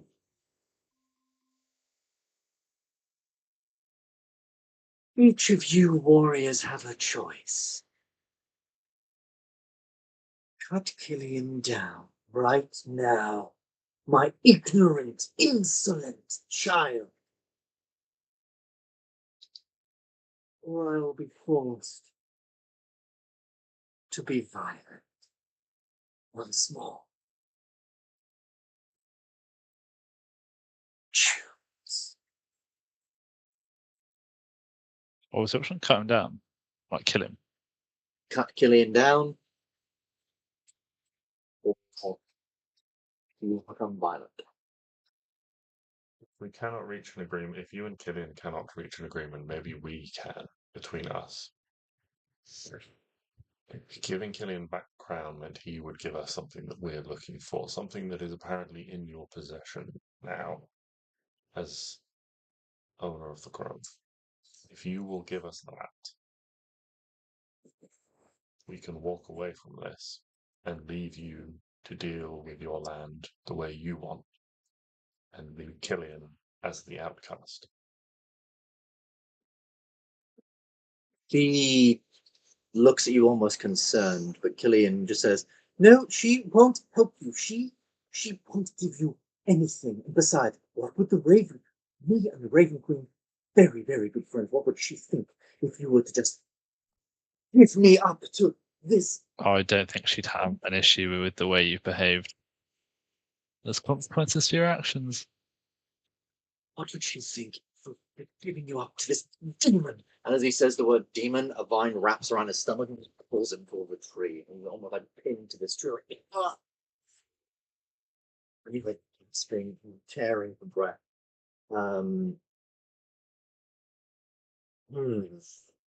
I'll say, yeah, she sort of looks at you and says, "What is it I supposedly have of theirs? What lies have you told them? Killian?" And she looks towards you lot, for an answer, not really Yes. wanting to make an answer. You have all his possessions, reportedly, including a blade that we're looking for. All his possessions were destroyed, much like he will be. And her voice almost deepens then to this almost demonic growl.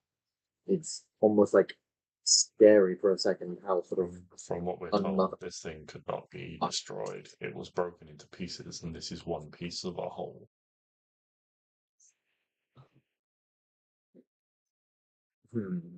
Roll.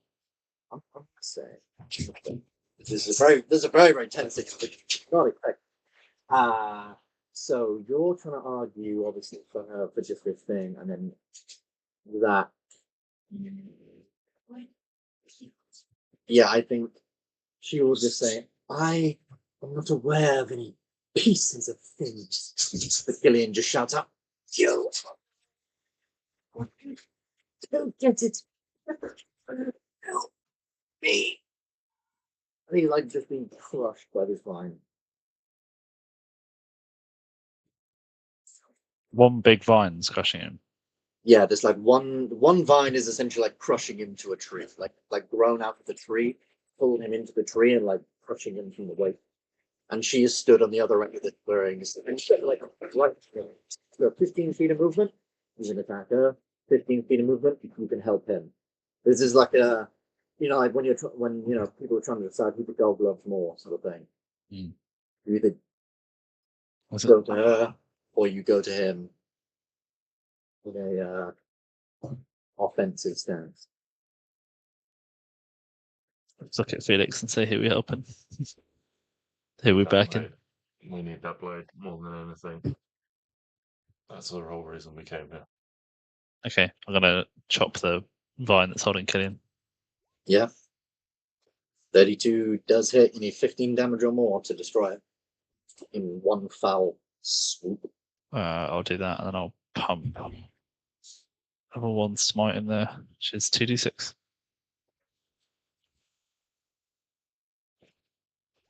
Two d8. Oh, close. Yeah, 2d8. Sorry. Yeah, you destroy it. You swing down, destroy this vine. Killian sort of falls, and as he falls out, he lands on the ground, and you can see this again. Red mist covers him and turns into this bright red, almost like a eagle type creature with these bright red feathers and this beak that almost comes out and it's like laid up like a mouse. And he just like drops to the ground, turns into this creature, lifts up into the air, and just begins to fly away. He looks up at him, he looks up at him and says, "See again. Heal your brother, would you?" On the tree line, you can see Pacifian steering towards Killian, whereas she looks towards all of you and says, "You made the wrong choice." Raises her hand to the ground beneath you. You begin hearing tearing and ripping and earth moving, earth literally tearing itself apart as you're all, like the ground beneath you literally tears and you are dropped down into darkness. As you begin falling, you suddenly find yourself landing on a slick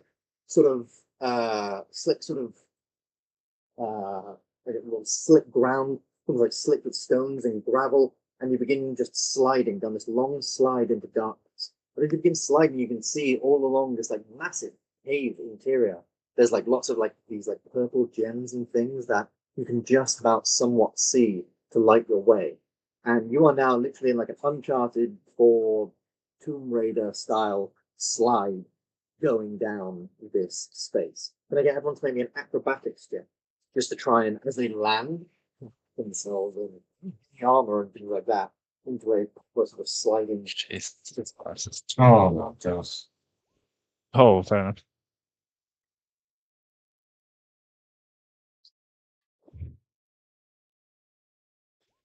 You guys came this close to outdoing a whole boss encounter that I've redone 3 times. And I was fully ready for it. I was fully there for it. I was, if anything, I was kind of hoping I would have that kind of point.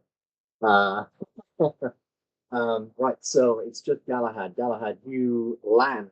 Everyone else manages to land and into upright positions while they're sliding. Galahad, you land and you hop like in this tumble and you roll and you'll take only 5 bludgeoning damage. Just you tumble and roll. You do eventually sort of fall into that position, but you just take a bit of a tumble along the way. As you're sort of going down, you can see almost in the walls these like plant blooms suddenly. A face appears in one of the plants, and you just this. And from the ground on this slick sort of slide ahead of you, spikes have been growing in and around the center where you guys are currently headed. This can be another sort of skill challenge. It's an acrobatics check to try and veer around the sides. If there's anything else you guys would like to do, any abilities, any magic items, anything like what? So we're still sliding. You're still sliding. What we're heading towards? 30 feet away from you, there are just spikes that have suddenly, like these like large thorns, appeared in the ground. Yeah. We're going towards. You notice that on either side of the slide, there is space for you guys to maneuver around, but it's going to be an acrobatics check or any abilities or anything like that you guys can think of doing. I've got my negative prayer beads, and one of the spells is wind walk. That does take a minute to cast. Don't you wind walk for ages? Isn't that what we didn't do before? You can walk like an hour, and then it takes you like 10 minutes to unwind walk. Yeah. Great idea, Luke. No, to be fair, good looking out, well remembered. Do these things look destructible? Potentially, yeah. You do possibly think that they are just like thorns and wooden spikes, like singing out of the ground. You could potentially, they could potentially be destroyed. Felix, firebolt.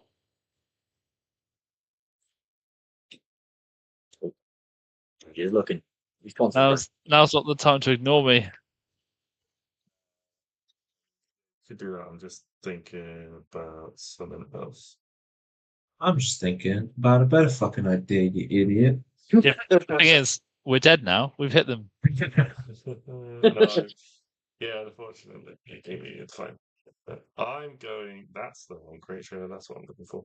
I'm going to cast Polymorph and turn into a giant eagle, and pick up Griffin. Okay, so as you're going down, suddenly you just twist, polymorph, pick up Griffin. The ground above you, you realize, like this, the ground that opened up has since closed, since you guys have sort of like gone down there. Like, opened up for you guys to go, and then closed up again. But you guys absolutely can do. You can polymorph, which saved you, and then, I'll just say you guys are level 10. I don't know. You've done maintaining distance over the others, like trying to just hold. Okay, you guys have done the giant eagle thing enough to pick each other up and do that stuff. That's fine. So you just like lower a wing towards him. Griffin, you managed to just about hold on and pull yourself up, or at least just dangle, going somewhat over these spikes. Kaiman and Galahad, that means you guys. Are you doing anything to jump over, go around, destroy, anything like that? Any ideas?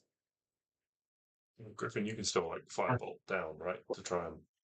Yeah, I'll still have a pot shot at it. It's trying to destroy it, or at least like give them more room to maneuver towards. Maybe lower the DC for their acrobatics check. I'll say if you were to hit the edges, I might lower the DC for their acrobatics check. 16 stationary spikes. Yeah, stationary spikes. I'll say a 16 does hit. All right. 16 fire damage. All right, that's pretty decent. What's the DC now? That one. Are you guys doing anything, or are you just trying to slide around with the acrobatics checks? I got my shield. Okay. I like how you putting your shield up in front, sort of thing, to try and brace. Yeah, kind of just like just like barrel through something. Essentially, Yeah, you know, I'll say that is just a straight strength check then. If you'd rather just like straight strength, just barrel through this thorns and spikes, just using your shield and your armor. 17. That is enough. You managed to just pull out your shield with the sliding, pull out, and then just like these thorns and things just like break on the front of this like massive metal shield and just trunk through. You do end up like falling sort of ass over kettle sort of thing, and tumbling a little bit, but you do manage to sort of like continue your way down. Carmen, what are you doing? Can I do that, but with athletics? No, if you're doing that, it's just going to be straight strength. This isn't like an athletic feat. This is just you using your strength to push. What is an athletics?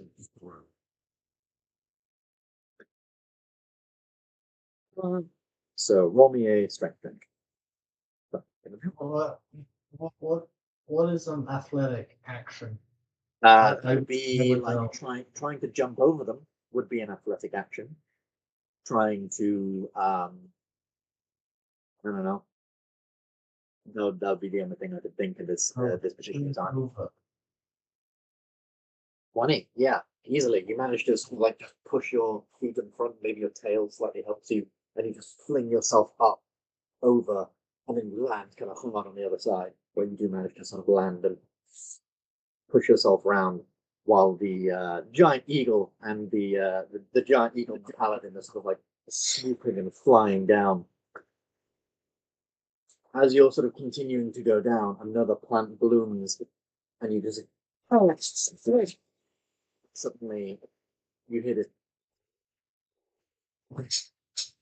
Rock.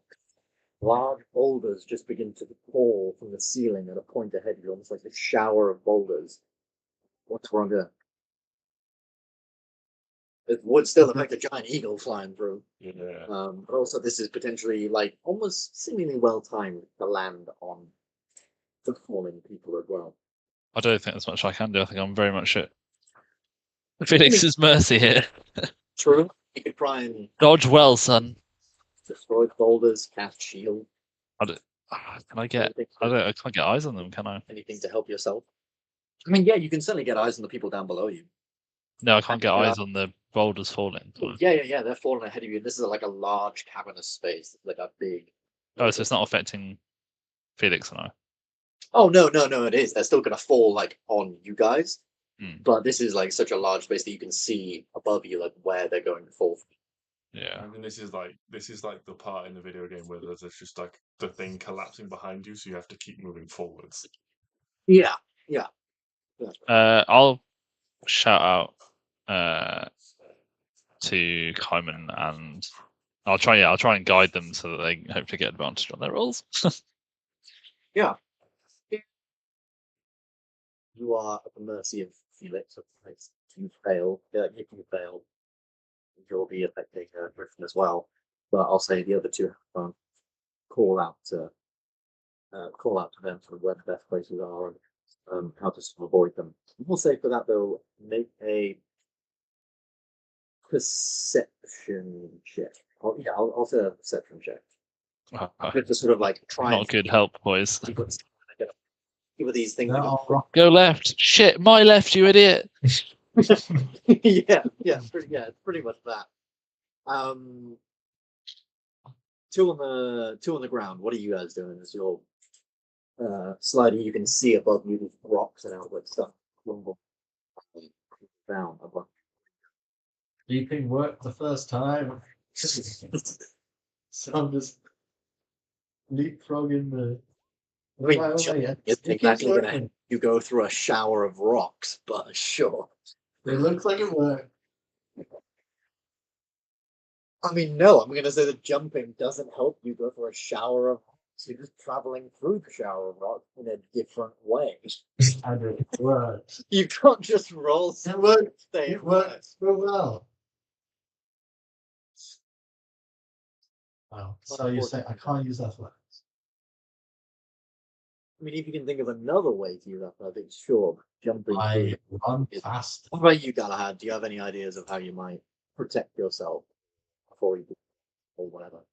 Can I use athletics and my shield to veer through the rocks? I'm going to take it as a no, but I'm going to ask anyway. I mean, I guess like I mean, would you say that's like pushing with your sort of arms and things, trying to I guess push yourself in a direction? Almost like, I guess, almost a bit like skiing. You know, I'm trying to be like. Okay. You know, I'll take that. I'll take that. Well, athletic. Okay, I got away with that. Oh, still a rubbish roll though. But sadly, only a 15. As you try and veer away into the rocks, a lot of accidentally sort of you go one way and then you try and pull back another, but you can't pull back, and you're like, no, too far left, and yeah, this rock just clatters along ahead. We'll split down the count in a second. Felix, what are you up to? As Use an eagle's keen sight to try and spot like the best route through that's going to mean I have to dodge the least amount of boulders that are falling. Okay, yeah, roll a perception check. Sweet, eagles get advantage on these. They do indeed. That's a 19. Yeah, 19. You can see a path, like just sort of around, like you can see one dropping in the center, and then one like a little while later drops just to the right.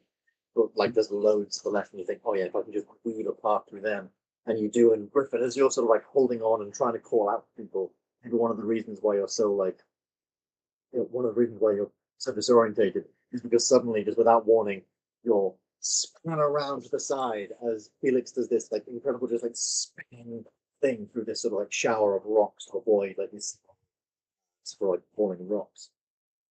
And manages to sort of come around the other side and just about hold on. Kaiman, what are you thinking?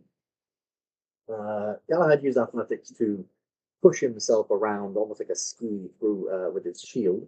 If you'd like to try for something like, unless you have another idea. Yeah, I jump onto my shield and slide. Okay, so you're trying to go a little bit like faster through the rock to try and sort of Yeah. get them through. Because I would say on your shield you would definitely go a lot faster. What do I use? Okay, I'm just gonna say just roll straight.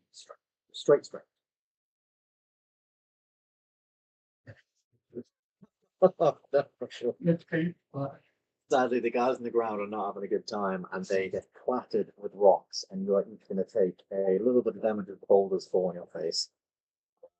It's not that much damage, actually. So you take 11 bludgeoning damage. Boulders Rough ride, Galahad. and clatter on your head as you continue going down. And you're not sliding for too much longer before you just see a drop. It just, like this slide just ends. Just completely and fully ends. What could we do? I want to try and get my dagger out, just stake it into the ground to like break. Okay, yeah, like that. Give me I'd say this is another strength. This is to try and see how hard you can dig it into the ground to stop yourself from sliding. That's super good. That is okay. That is okay. I'd say you've definitely slowed yourself down quite a bit. You've not stopped. You're definitely slowed down quite a bit. So you're gonna eject off. Carmen, is there anything you would like to do? Starfish. Because I'm already on the floor, so to slow myself down is stop. Gonna starfish. All right. I'd say that's also just a strength check. What about the eagle and griffin? What are you guys gonna do? You could Okay. fly, so if the path just suddenly stops, I can sort of just hover, Yeah, And just yeah, sort of- yeah. You guys bother, wait. slowly circle around. Like if Does someone it look like drops- they're both going to fall off? It looks like that. It certainly looks like Kaiman's gonna fall. Galahad has slowed down a fair bit. It looks like, even if he does fall, he might be able to grab a ledge below or something like that, I'd say. But Kaiman definitely looks like he is still speeding down. He's opened up on his staff bit, but he's still on his shield, so he's not slowed himself down at all. He's just sort of stopped. What are we looking at? Like a drop, like as in it just ends, or is there like a gap that needs like? It is just a drop into pretty much darkness. You can see lots of like plants and things growing sort of down this large cave beneath you. Okay. I was gonna hold personally, but I think that just paralyzes you, so you'd still move. You just couldn't do anything about it.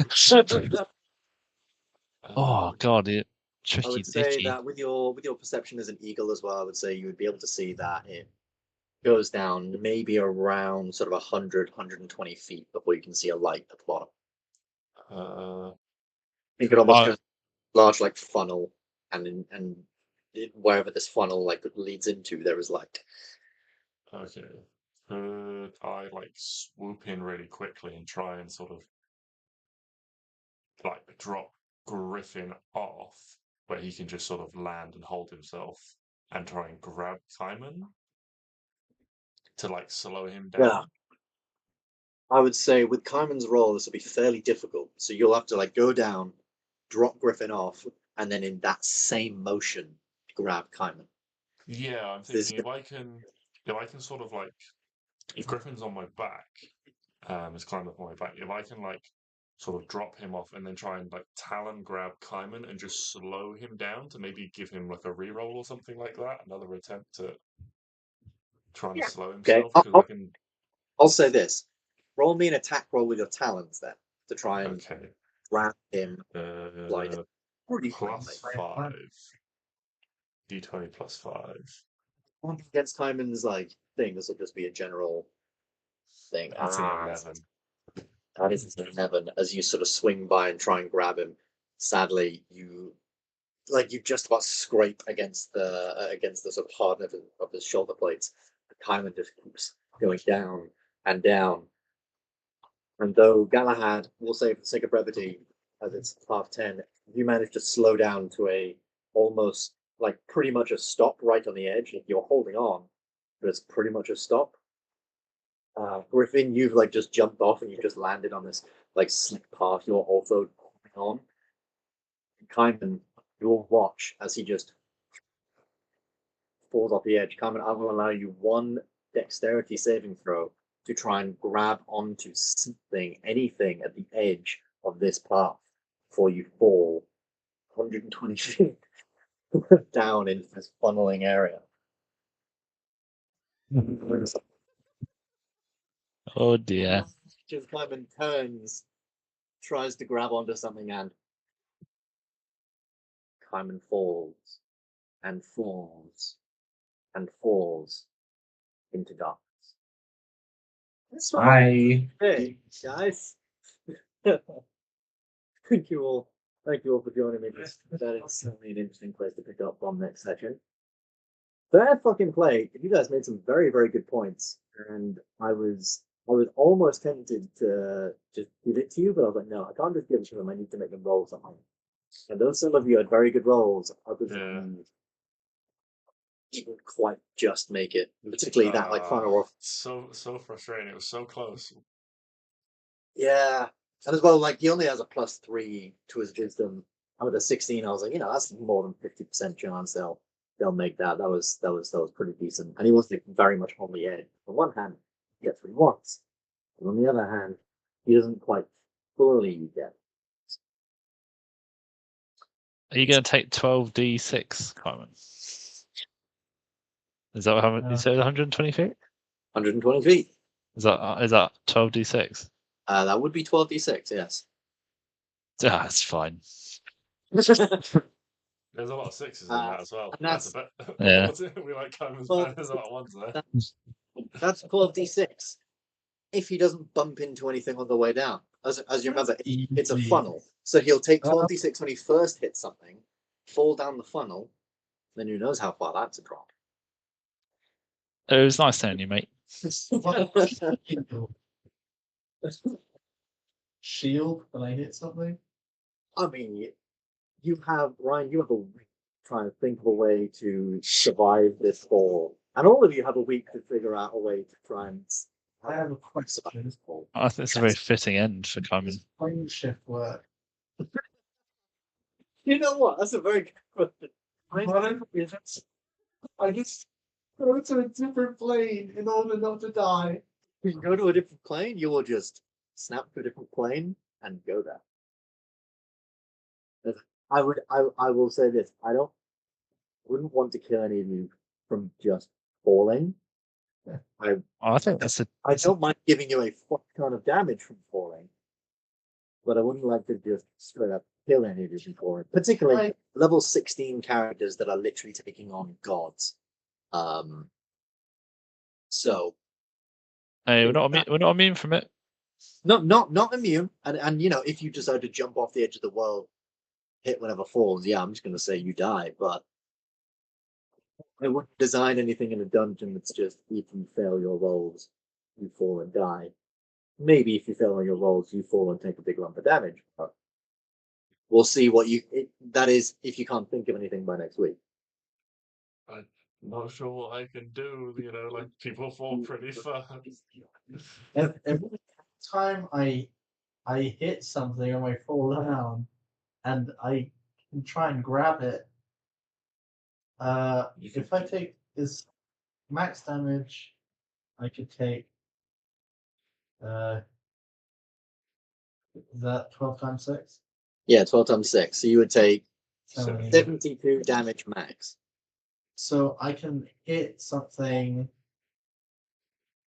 2.5 times. Yeah, you'll be fine. I'll be fine.